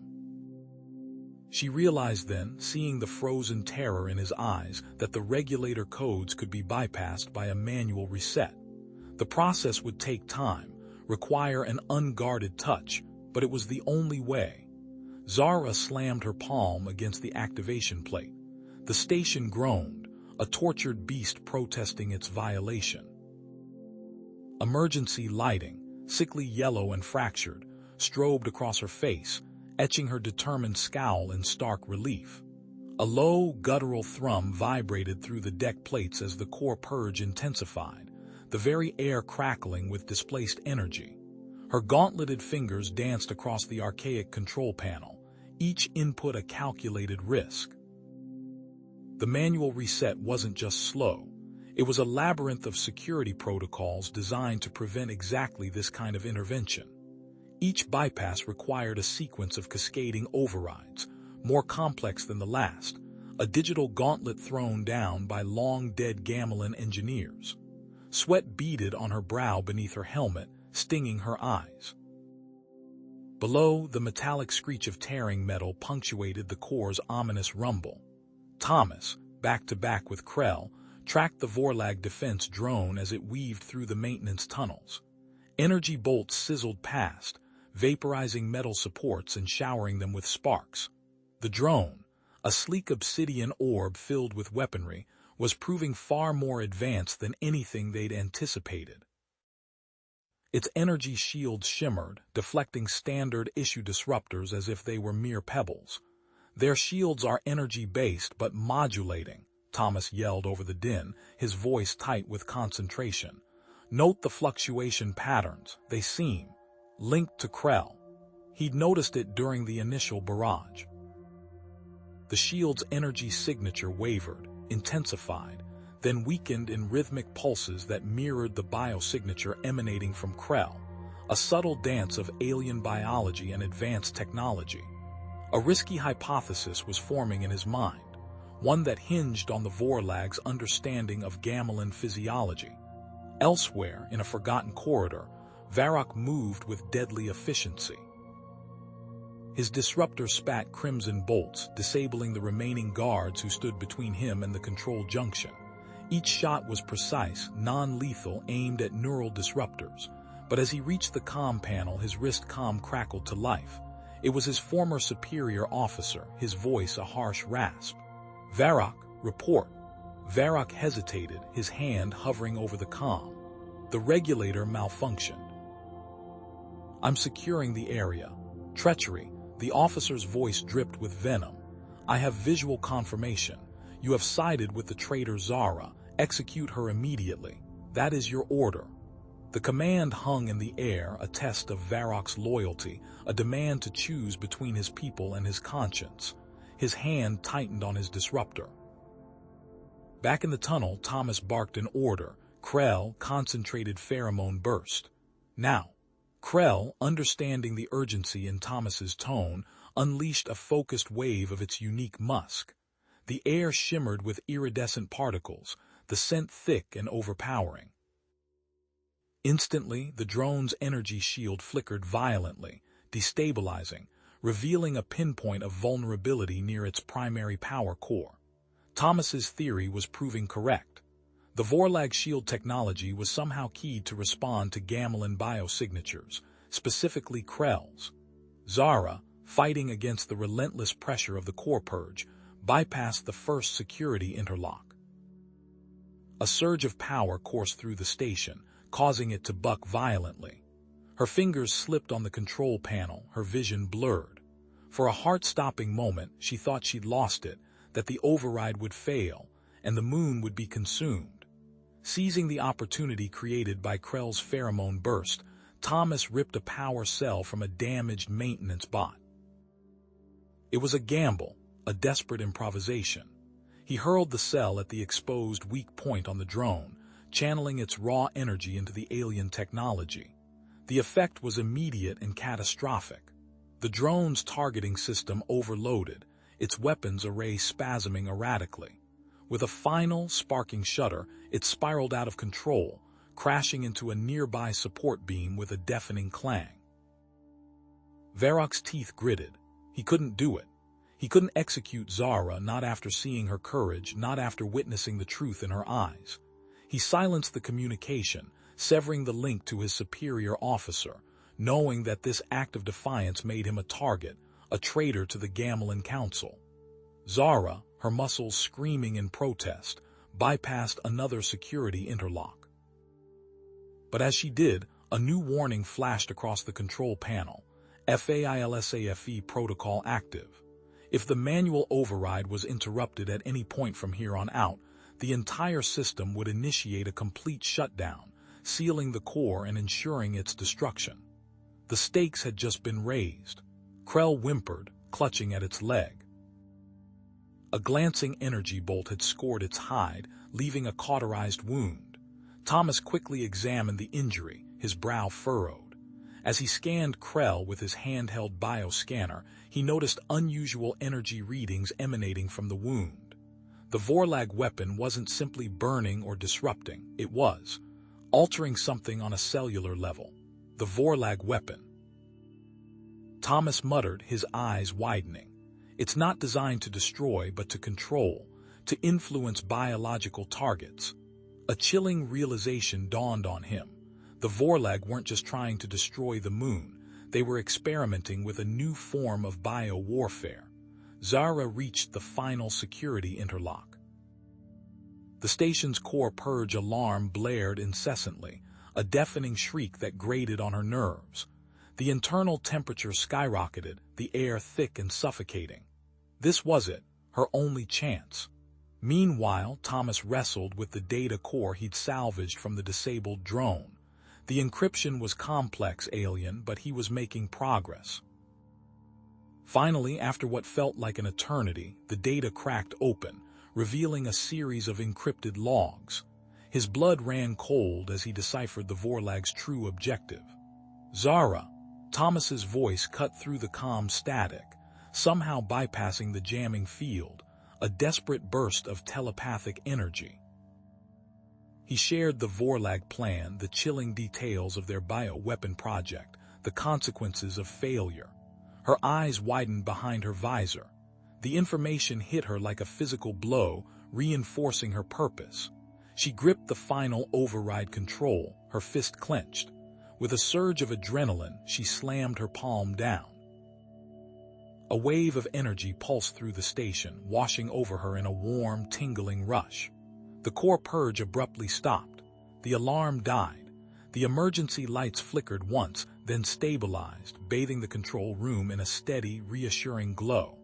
A collective sigh of relief, a shared breath held for too long, swept through the station. As the system stabilized, Thomas relayed the full extent of the Vorlag's plan. They intend to use the moon's core energy to amplify the bioweapon and deploy it on Gamelin colonies. Zara's face hardened. This was no longer just about saving the moon, it was about protecting her people. Suddenly, Varrock burst into the control room, his face grim. A Vorlag ship is approaching the moon.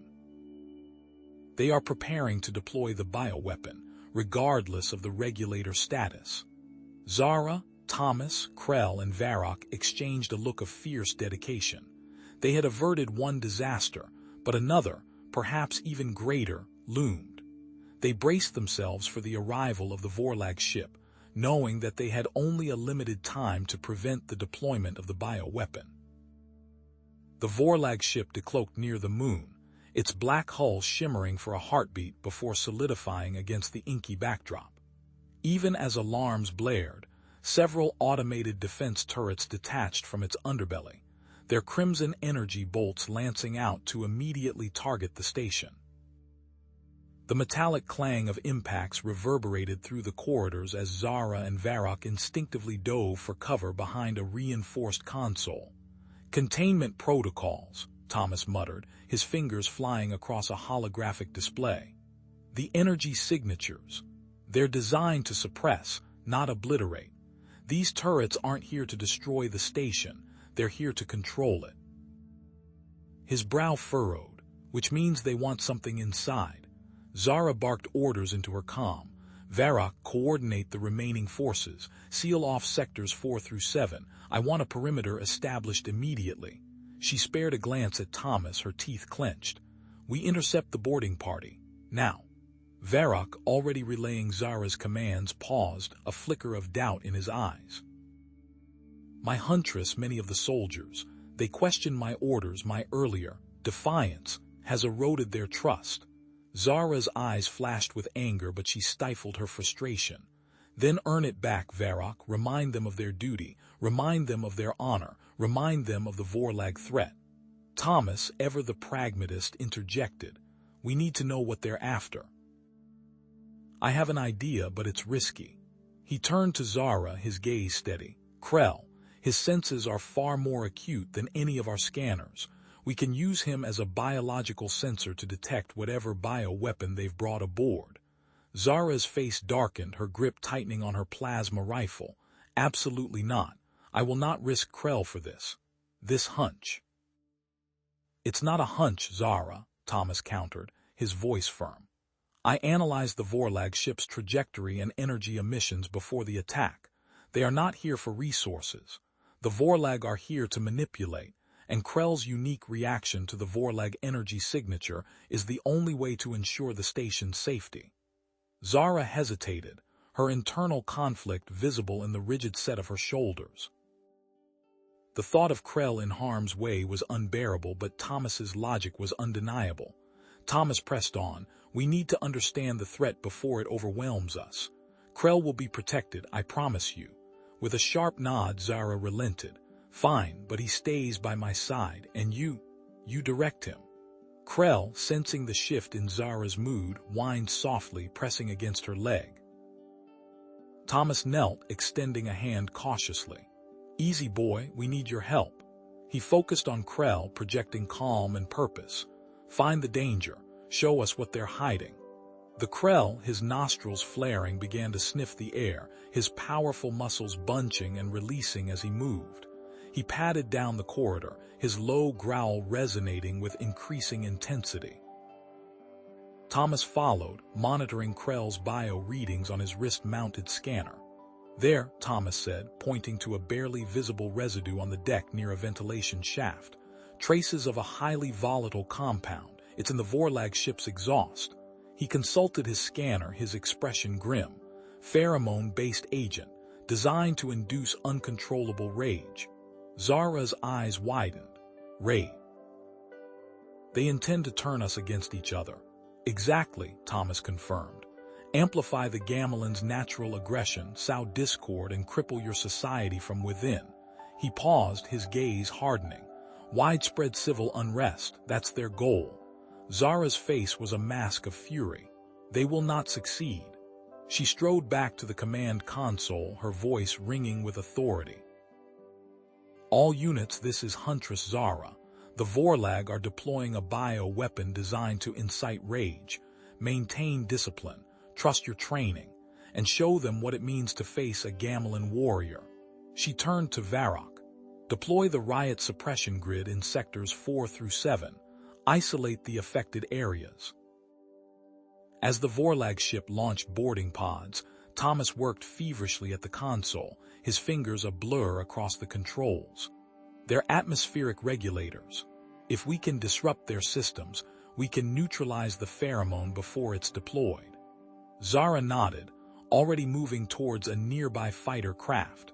Then let's give them a reason to regret ever setting foot on Gamelan territory. She looked at Thomas, her eyes burning with willpower. You ready for a ride, human? Thomas grinned, a spark of excitement in his eyes. Born ready. Zara, Thomas, and Krell strapped themselves into the cramped cockpit of the fighter. With a surge of power, they launched into the void, targeting the incoming boarding pods. Plasma fire streaked through the darkness as Zara expertly maneuvered the fighter, weaving through the chaotic ballet of explosions and debris. They managed to destroy several pods before they reached the station, but one, battered and smoking, managed to slip through the defenses, slamming into the station's outer hull near Sector 5. A siren wailed, its mournful cry echoing through the corridors. A cloud of iridescent gas billowed from the breach, swirling through the station's artificial atmosphere. Varroc's voice crackled over the comms, strained and guttural. "Boarders, engaging, Sector 5. Unintelligible growl." Thomas's blood ran cold. "The pheromone, it's been released." Back inside the station, chaos erupted. Gamelin soldiers, their faces contorted with rage, turned on each other. Fists flew, plasma rifles discharged in wild bursts, and the air filled with guttural roars of fury. Varroc, his eyes bloodshot, struggled to maintain control, but the pheromone was taking its toll. "Hold the line," he bellowed, shoving a fellow soldier away from a control panel. The soldier, a hulking brute named Grand, spun around, his face a mask of pure hatred. "Traitor!" Grand roared, lunging at Varroc with a vibro blade. "You sided with the human, you betrayed us." Thomas watched the unfolding chaos on the fighter's monitor, his stomach churning. The station's environmental controls were compromised, and the pheromone was spreading rapidly. The fighting was growing more intense by the second.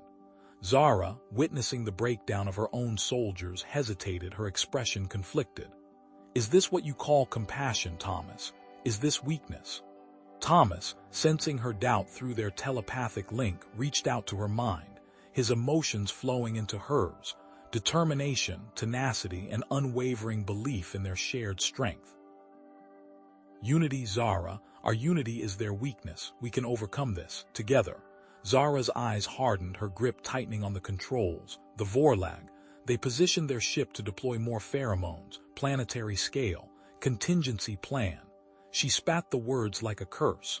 "If we don't stop them, our entire colony will descend into madness." She glanced at Thomas, her gaze unwavering. "Prepare for a direct assault on the Vorlag ship. We end this now or we lose everything." Thomas nodded, his heart pounding in his chest. "We're going to need a plan." The fighter swung around, its engines roaring as it accelerated towards the looming Vorlag vessel, a dark predator silhouetted against the stars. A final thought occurred to Zara as they charged forward toward what could be their doom. What if Thomas's compassion is the strength she needs? Zara gripped the fighter's controls, launching them into the chaotic void. Jagged shards of Gamelin boarding pods, vaporized by Vorlag fire, spun lazily around them, a silent testament to the station's desperate defense. Energy bolts, searing blue against the black, streaked past their cockpit. "They've got us locked," Zara growled, wrenching the fighter into a dizzying barrel roll. The G-forces slammed Thomas against his seat, but he remained focused, his fingers dancing across his console. "Their energy signature. It's fluctuating," he said, his voice strained. "There's a weak point in their shield system. Near the atmospheric regulators, thermal exhaust vent, minimal armor plating. Can you pinpoint it?" Zara asked, dodging another barrage. "Marking it now," Thomas replied. A targeting reticle appeared on Zara's HUD, highlighting a small section of the Vorlag ship's hull. But before Zara could line up a shot, two Vorlag fighters peeled off from the main vessel, their angular silhouettes menacing against the starfield. "We've got company," Zara muttered, spinning the fighter into a tight loop, engaging the enemy fighters. Thomas activated the fighter's jamming systems. "I'm disrupting their targeting matrix," he announced. "Give me a clear shot." Zara, a blur of controlled aggression, weaved through the Vorlag fighter's laser fire, using the disrupted targeting to her advantage. She locked onto the designated weak point and unleashed a volley of missiles. The missiles streaked across the void, impacting the Vorlag ship with a blinding flash. A chunk of the hull peeled away, revealing the ship's inner workings. Partial breach. Zara shouted, but the atmospheric regulators are still online. Meanwhile, back on the station, pandemonium reigned. The Vorlag pheromones had reached CRMAS, El Mas. Gamelin soldiers, their faces contorted in rage, turned on each other, claws and energy blades flashing in the dimly lit corridors. Varroc, his face slick with sweat, struggled to maintain order.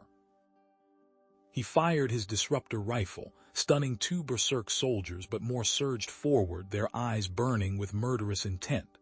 The Vorlag had timed their attack well, and the station was falling apart from the inside out. A crackle of static filled Varroc's helmet. "Varroc, can you hear me?" Thomas's voice cut through the chaos.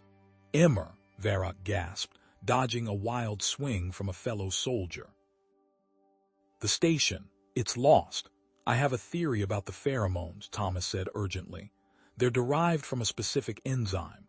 I believe a counter-pheromone can be synthesized from compounds found in the station's hydroponics bay. Specific plant life, the purple varietal of the Listrian bloom." Varroc stared in disbelief. "The hydroponics bay, it's on the other side of the station." "And overrun with Vorlag. It's our only chance," Thomas insisted.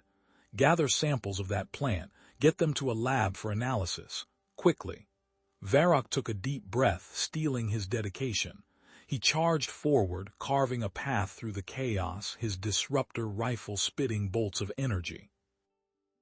He fought his way through the station, battling his own enraged comrades and alien Vorlag alike, inching closer to the hydroponics bay. Back in space, Zara and Thomas docked with the Vorlag ship. The ship was on high alert, but they were able to breach the hull and board without being detected. Once inside, they were instantly met with heavy resistance. "The atmospheric regulators must be in the engine room," Zara said, cutting down a Vorlag soldier with a swift strike. "Heavily guarded." They advanced through the ship, exchanging fire with Vorlag soldiers. Suddenly, a searing pain ripped through Thomas's side. He stumbled, clutching his wound. "Thomas!" Zara cried, her voice permeated with concern. "I'm all right," he gasped, but his face was pale and blood seeped between his fingers. "Just a scratch." "We can't continue like this," Zara said, her voice filled with worry. "You're injured." Thomas met her gaze, his eyes filled with tenacity. "We have to. This is our only chance to stop them." He leaned closer, his voice low. "Besides, I think your heart is in this now, too." Zara felt a surge of energy, a wave of warmth that washed over her. Their connection, their shared purpose, seemed to amplify her strength, sharpening her senses. An unexpected adrenaline rush coursed through her veins. Meanwhile, back on the station, Varroc reached the hydroponics bay, his body battered and bruised, his armor scorched. He managed to grab a handful of the purple Listrian blooms, but as he turned to leave, a Vorlag soldier ambushed him, plunging a vibro blade deep into his chest. Varroc crumpled to the ground, barely conscious, the precious plant samples clutched in his hand. On the Vorlag ship, Zara and Thomas reached the engine room. The entrance was guarded by a Vorlag commander, a hulking brute with glowing red eyes and a squad of elite soldiers. "This is it," Zara said, drawing her energy blade. The Vorlag commander roared, charging forward. As he prepared to strike, Thomas, despite his injury, moved with surprising speed. He pulled a small device from his belt, a modified pheromone synthesizer, and unleashed a targeted burst of counter-pheromones. The Vorlag soldiers staggered, their eyes widening in confusion. The commander, caught in the blast, swayed on his feet, his rage replaced by a sudden, disorienting calm. Zara seized the opportunity, striking with blinding speed. She cut down the commander and his remaining soldiers before they could react. "Go," Thomas urged, collapsing against a console. "Set the explosives." Zara planted charges on the atmospheric regulators. As she armed the detonator, Thomas watched, his face pale but determined. They sprinted from the engine room, barely making it out before the explosives detonated. A catastrophic chain reaction ripped through the Vorlag ship, crippling it beyond repair. As the ship drifted, dead and silent against the backdrop of stars, Zara pulled Thomas close. They had won this battle, but the war was just the beginning. The Vorlag ship groaned, a death rattle of tortured metal, before a seam ripped open along its spine. Atmosphere howled into the void, carrying with it a blizzard of debris, shards of plating, twisted cables, and frozen corpses tumbling into the uncaring black. Zara surged forward, her hand instinctively reaching for the comm unit at her wrist. "We have to help them. There could be survivors." Thomas winced, his hand instinctively going to his ribs. A sharp pain shot through him with the movement, making him gasp. "Zara, wait, that ship. It could be booby-trapped, or worse, more Vorlags could be waiting." His voice was strained, each word an effort. "Besides, I need medical attention." Zara froze, her violet eyes flickering between the disintegrating ship and Thomas's pale face. The comm unit remained untouched. Duty warred with concern, etched in the tight lines around her mouth. "You're right. Your safety comes first." She steered them away from the viewport, her movements jerky and uncharacteristically hesitant. They returned to the space station, to a scene of continued chaos. Gamelin soldiers, still reeling from the lingering effects of the pheromones, were locked in brutal close-quarters combat, their faces contorted in rage, weapons discarded. The air hung thick with the metallic tang of blood and the acrid scent of fear. "The counter-pheromone. It's not working fast enough," Thomas rasped, leaning heavily on Zara as they navigated the corridor. "It is," Zara said. "It just needs help." Thomas nodded slowly, his breath coming in ragged gasps. "The ventilation system. Redirect the flow, increase the dispersal rate." He pointed a shaky finger towards a control panel. "There." Zara's fingers flew across the panel, rerouting the station's air circulation. "Done, but a junction is blocked by debris. I have to clear it manually." "It's too dangerous," Thomas protested, but Zara was already moving. "I'll be quick," she said, her voice firm, masking the tremor in her hands. She turned and sprinted down the corridor, her boots echoing against the metal floor. The corridor was dimly lit and filled with floating debris. The air was thick with the cloying scent of the pheromones, making her head swim. She pressed onward, ignoring the nausea and the disorientation. As she rounded a corner, she heard a garbled transmission crackle over her comm. It was Varrock. "Critical condition. Need immediate assistance." The signal broke up, leaving Zara with a cold knot of dread in her stomach. She reached the blocked junction and saw a tangled mess of wires and twisted metal blocking the vent. With a grunt, she ripped away the debris, her armored gloves sparking against the damaged machinery. Back in the control room, Zara reported she was back. Thomas worked quickly, his fingers flying across the control panel. "Uploading the formula now. Atmospheric regulators online." A low hum filled the station as the counter-pheromone began to flood the ventilation system. Slowly, the tide began to turn. The raging Gamelin soldiers started to falter, their movements becoming less frantic, their eyes clearing. The fighting subsided, replaced by confusion and shame. Zara found Varrock slumped against a wall, his armor torn, blood pooling around him. She gently lifted him, her face etched with concern. "We need to get him to medical," she said, her voice tight. Thomas examined Varrock's wounds, his expression grim. "His injuries are severe. He needs a proper medical facility, Zara, the Gamelin homeworld." Before they could decide on a course of action, a priority communication flashed on Zara's wrist comm. She activated it, and the stern face of her mother materialized, her image flickering with the interference of interstellar transmission. "Zara," her mother's voice was cold, devoid of warmth. "We are aware of the Vorlag attack. Your actions have brought shame upon our family and our homeworld. Your affection for this human is an embarrassment." Zara's face paled. She glanced at Thomas, his expression unreadable. "I am en route to retrieve you," her mother continued. "You will return home and resume your duties." The transmission ended, leaving Zara standing frozen, the weight of her family's expectations crushing her. She looked at Varrock, then at Thomas, then at the blinking lights of the station, her palms sweating. Duty, love, responsibility. They tugged at her, tearing her in different directions. Thomas reached out, gently taking her hand. He could feel the tremor that ran through her body. "Zara," he said softly, his voice full of understanding. "Do what you believe is right, even if it means leaving me." Zara looked into his eyes, seeing not judgment but unwavering support. She knew what she had to do. She couldn't reconcile her feelings for Thomas with the expectations of her family, not yet. Taking a deep breath, Zara squared her shoulders.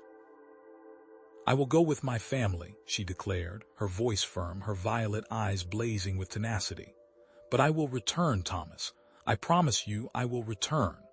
The transport bay doors hissed open, and a wave of cold, recycled air washed over Zara. It carried the metallic tang of a warship, a smell she hadn't realized she missed. But it also carried something else, a subtle shift in pheromonal balance, a tightening in the very atmosphere that spoke of disapproval and disappointment. Her mother, Commander Lyra, stepped off the transport, flanked by a contingent of Gamelin honor guard. Each one stood standing tall, their armor gleaming under the harsh fluorescent lights of the space station. Family members followed, their faces etched with disapproval. The sound of polished boots striking the metal deck echoed through the bay, a drumbeat of judgment. Lyra's gaze swept over Zara, lingering for a moment on Thomas, who stood slightly behind her. Her expression was unreadable, a mask of Gamelin stoicism. "Zara," she said, her voice a low, resonant rumble that cut through the hum of the station. "You have brought shame upon our family, upon our people." Zara straightened, her hand instinctively reaching for Thomas. His touch was a grounding presence, a warmth against the icy disapproval radiating from her mother. "Mother," Lyra cut her off with a sharp gesture. "Your actions are a disgrace. Consorting with a human. It is an insult to our traditions, to our warriors, to everything we stand for." "Thomas is more intelligent and compassionate than most Gamelin I know," Zara retorted, her voice tight. "He has saved lives, Mother. He saved my life." Lyra's lip curled. "Sentimentality, a weakness we cannot afford. You have let your emotions cloud your judgment, Zara. You were raised to be a warrior, a leader, not a lovesick fool." "He helped me tame Krell," Zara continued, trying a different tack. "He understands the beast better than anyone." Lyra scoffed. "That creature is an abomination. You are clinging to straws, Zara." Lyra stepped closer, her eyes, the same piercing blue as Zara's, narrowed. "You will return home with me immediately. You will uphold your family's honor. You will fulfill your societal obligations." Zara's grip tightened on Thomas's hand. "I will not." Lyra's eyes flashed. "Defiance. You dare defy me, your commander, your mother." "I love him," Zara declared, her voice ringing with conviction. "I will not abandon him. I will not abandon what we have built here." Lyra's face hardened. "Then you leave me no choice." She turned to the honor guard. "By order of the Gamelin Council, a formal trial will be held on this station to determine the fate of Zara and this human." A collective gasp rippled through the assembled Gamelin. A trial was a serious matter, a public airing of grievances that could have dire consequences. Lyra turned back to Zara, her voice devoid of emotion. "You will be judged by your peers, Zara. Your actions will be scrutinized, and the High Judge will determine whether you have betrayed your people." The following day, the trial began.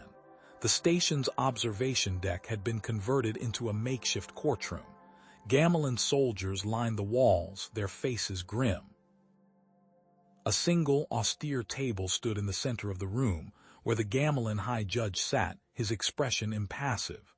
Lyra stood, erect and rigid, and addressed the court. "Esteemed Judge, I present evidence of Thomas Scora's crimes: espionage, poaching, inciting rebellion among our soldiers. He is a threat to our security, to our way of life." Holographic images flickered to life, showing Thomas examining alien flora, interacting with Gamelin soldiers, and even damningly standing near the downed poacher ship. Each image was presented in a way that cast him in the worst possible light. Thomas stepped forward, his expression calm and resolute. "I am a xenobiologist, not a criminal. I seek to understand, not to destroy. I study alien ecosystems, not to exploit them, but to learn from them. I have only ever wanted to bridge the gap between our species, to foster understanding and cooperation." "He saved the station," Varrock's voice called out, and all heads turned to see the Gaminen soldier being wheeled in. He was still pale and weak, but his voice carried authority.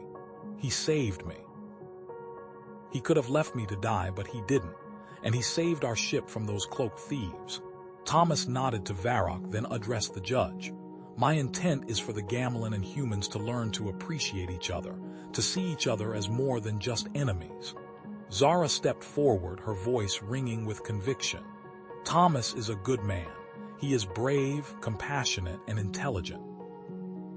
He has shown me a new way to see the world, a way that is not based on fear and prejudice but on understanding and empathy.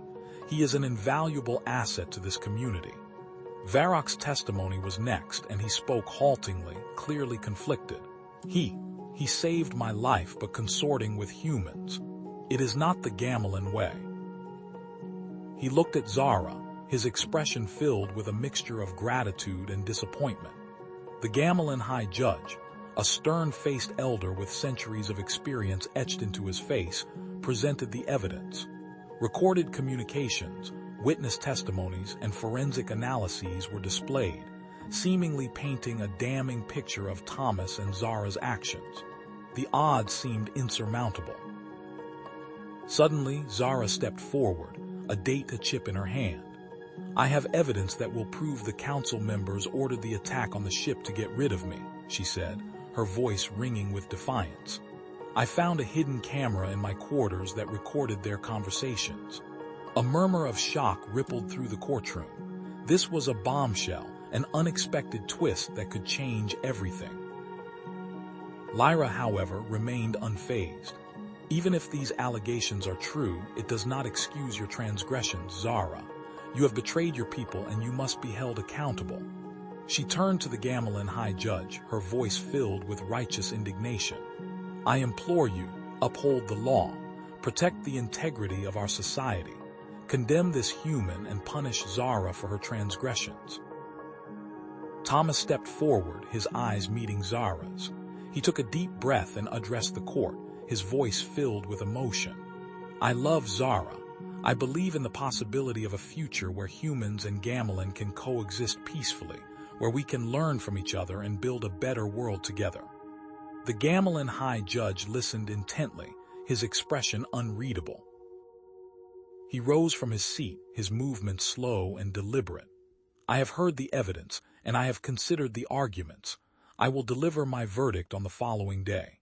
Zara and Thomas exchanged a look of agonizing suspense, not knowing whether they would be imprisoned, exiled, or worse. The fate of their love, and perhaps the future of two species, hung in the balance.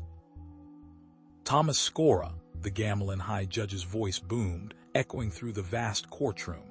"This council finds you guilty of espionage and inciting rebellion against the Gamelen High Council. However, in light of your unique circumstances and the potential for future collaboration, the council offers a modified judgment." A murmur rippled through the assembled Gamelen, a low thrum of confusion and discontent. "You are hereby sentenced to exile from Gamelen space. You are forbidden from returning under penalty of death." Zara's mind focused. Exile. A far lighter sentence than she had expected, but still unacceptable. "Zara V. Shale," the High Judge continued, his gaze hardening as it landed on her. "You are found guilty of associating with a known criminal and defying Gamelen tradition. Your sentence is hereby suspended due to your exemplary service record. You will be confined to quarters for a period of 1 month, and will undergo re-education to reinforce Gamelen values." Before the gavel could fall, Zara stepped forward, her voice ringing with defiance. "With respect, High Judge, I object." She raised a hand, and a small device, no larger than her thumb, detached from her armor and floated to the center of the courtroom. "I submit this as evidence, footage from a hidden camera recovered from a restricted area of the council chambers." Chaos erupted. Gamelen guards shifted nervously, and council members exchanged uneasy glances. The High Judge, his face a mask of terrifying fury, barked. "What is the meaning of this, Huntress V. Shale?" The device activated, projecting a holographic image onto the center of the courtroom. The footage showed several council members, their faces contorted with malice, plotting to discredit and eliminate Zara. Their voices, amplified by the courtroom's acoustics, echoed their treachery. "She's become too powerful," one council member hissed, his reptilian eyes gleaming with ambition. "Her popularity threatens our traditional way of life. We must find a way to remove her permanently."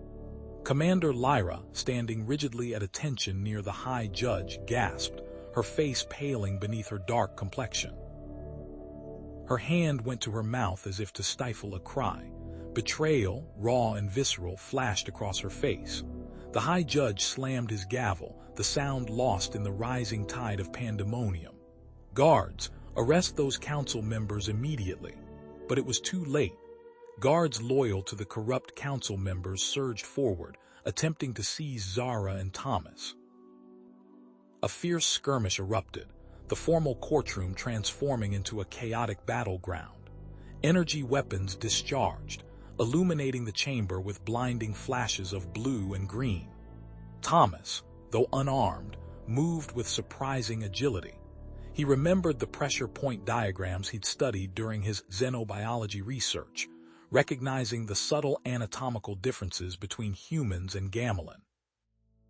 He targeted the brachial plexus of a guard attempting to restrain Zara, delivering a precise strike that sent the gamelin sprawling, his arm paralyzed.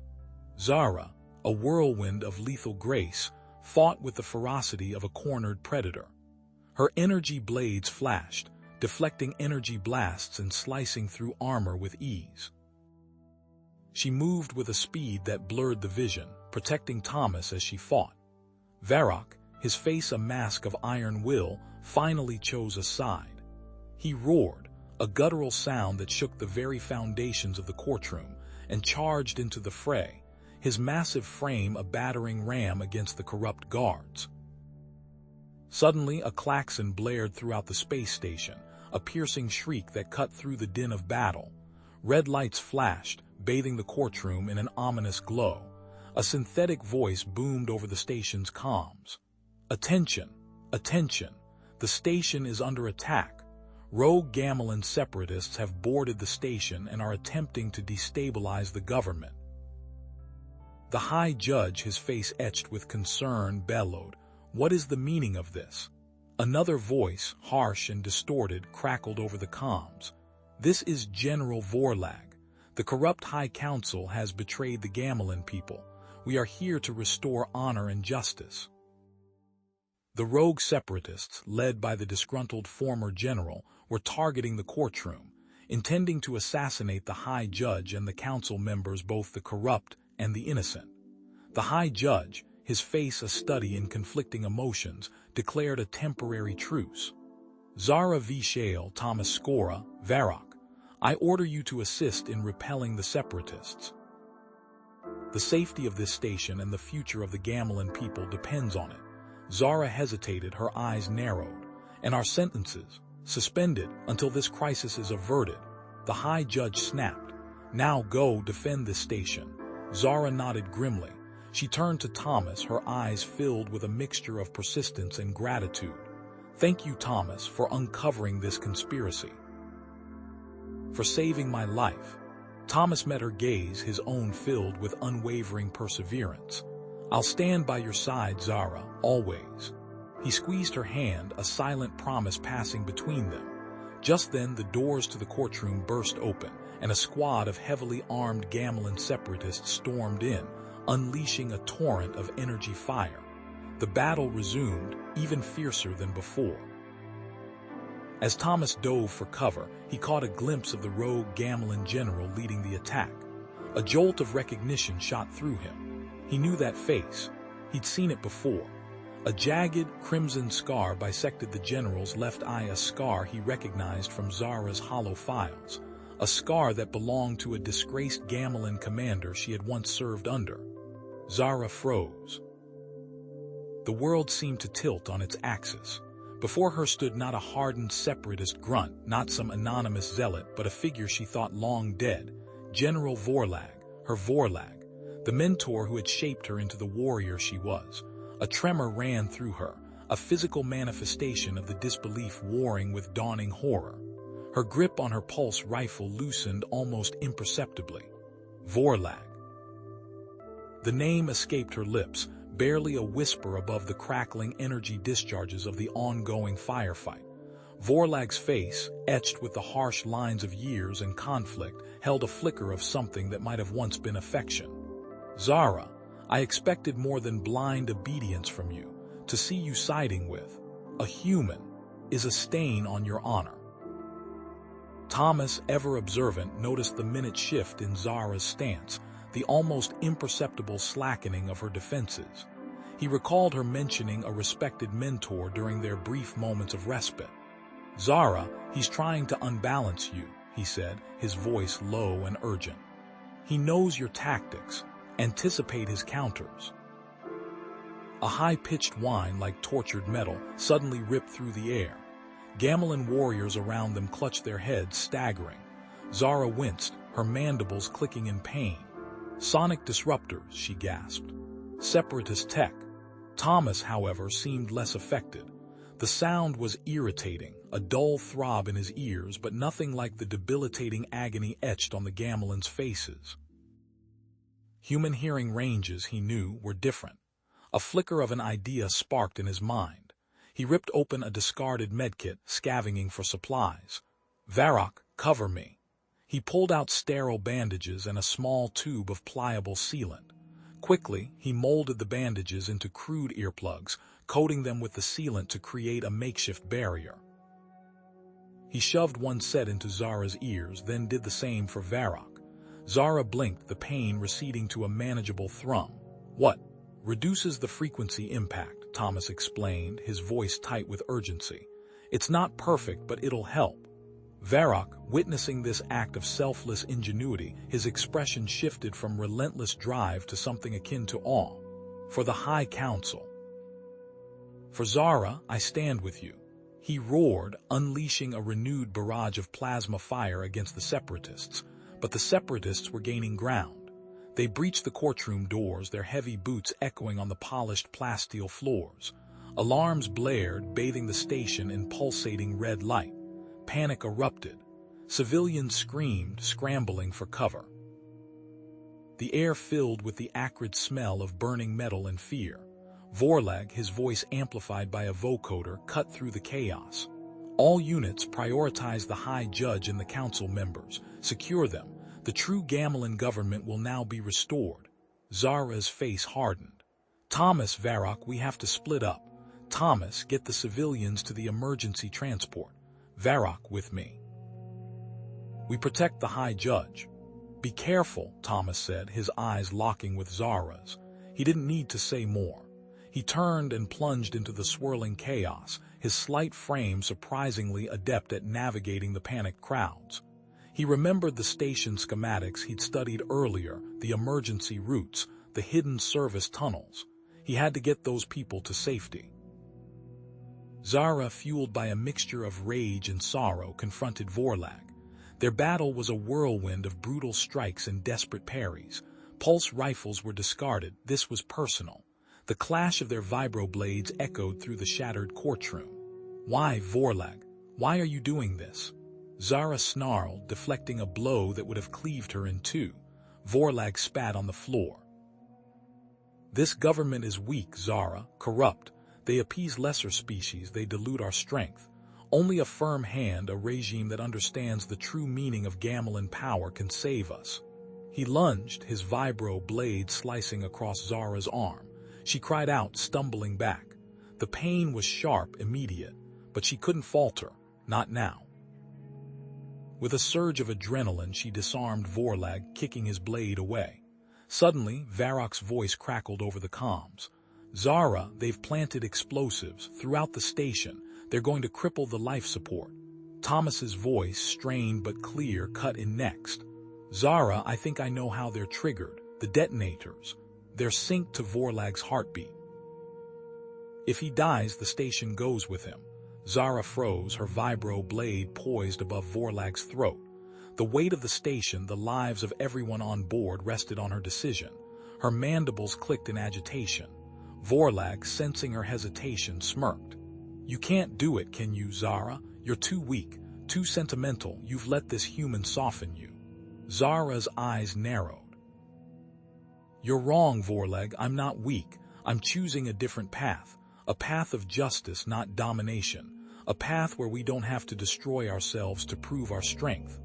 She was about to strike when Thomas's voice, breathless and desperate, echoed through her calm. "Zara, no, don't the detonators." But it was too late. A squad of separatists, their faces hidden behind armored masks, stormed into the emergency transport bay.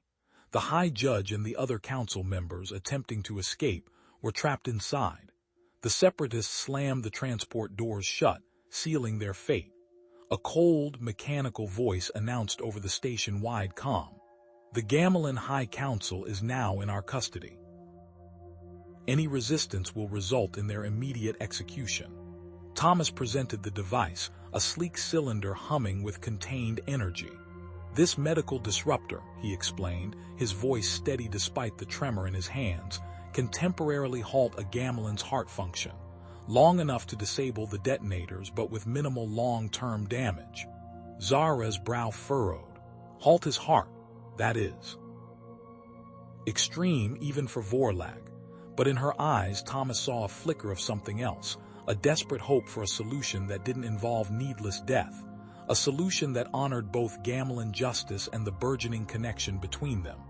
"Do it," she said, her voice low but firm. "But be certain, human, if you fail." Thomas nodded, meeting her gaze. "I understand." He turned to Varrock. "I'll need you to guide me. You know Vorlag's physiology best." Together, they moved, Zara leading the charge against the remaining separatists, her energy blade a whirlwind of lethal grace. Each parry, each strike was imbued with a fierce persistence to protect the fragile hope Thomas carried. Varrock cleared a path, his movements precise and efficient, a silent acknowledgement of his trust in Thomas. They reached Vorlag just as his finger tightened on the detonator. Thomas lunged, pinning Vorlag's arm against the console. "Hold still," he yelled, pressing the disruptor against Vorlag's chest. He activated the device. A jolt of energy pulsed through Vorlag's body. His eyes widened in shock, then glazed over. His body went limp, his finger releasing the detonator. The red lights on the control panel flickered and died. Vorlag slumped forward, unconscious. "Did it work?" Zara demanded, her voice tight with anxiety, joining them after securing the immediate area. Thomas checked Vorlag's vitals on the disruptor's display. "His heart has stopped," he confirmed, "but the detonators are disarmed. He's in a coma." Zara stared at Vorlag, then at Thomas. The Gamelin's face was unreadable.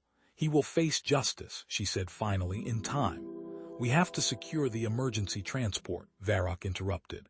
"Zara, there are separatist soldiers guarding the High Judge and the council members." Zara nodded, her heart made. This was it, the moment of truth. She drew her energy blade, the familiar hum a comfort in the chaos. "Then let us show them what it means to defy the will of a Gamelin who has found something worth fighting for." She stormed towards the transport bay, Thomas and Varrock close behind. The separatist soldiers, caught off guard by her ferocity, fell quickly before her relentless assault. With each fallen soldier, Zara felt a surge of power, fueled not just by her combat skills, but by the burning desire for a future where Gamelin and human could coexist. She freed the High Judge and the council members, their faces etched with disbelief and gratitude. The High Judge, a towering figure even in captivity, fixed his gaze on Zara. "You have shown remarkable courage, Zara, and ingenuity," he added, glancing at Thomas. "Perhaps there is merit in exploring this partnership." News of Vorlag's defeat and Zara's heroism spread like wildfire through the station. The remaining separatists, demoralized and leaderless, surrendered. Order was restored. Vorlag was taken into custody. His coma status was publicly announced. His former second-in-command took the lead and was far more reasonable. Days later, Zara and Thomas stood before the Gamelin Council. The chamber was silent, the air thick with anticipation. "We have come before you," Zara began, her voice resonating with newfound confidence, "not as enemies, but as individuals who have seen the potential for a better future. A future where gamelan strength and human ingenuity can work together." Thomas stepped forward. "We propose reforms," he said, "to promote understanding and cooperation between our species.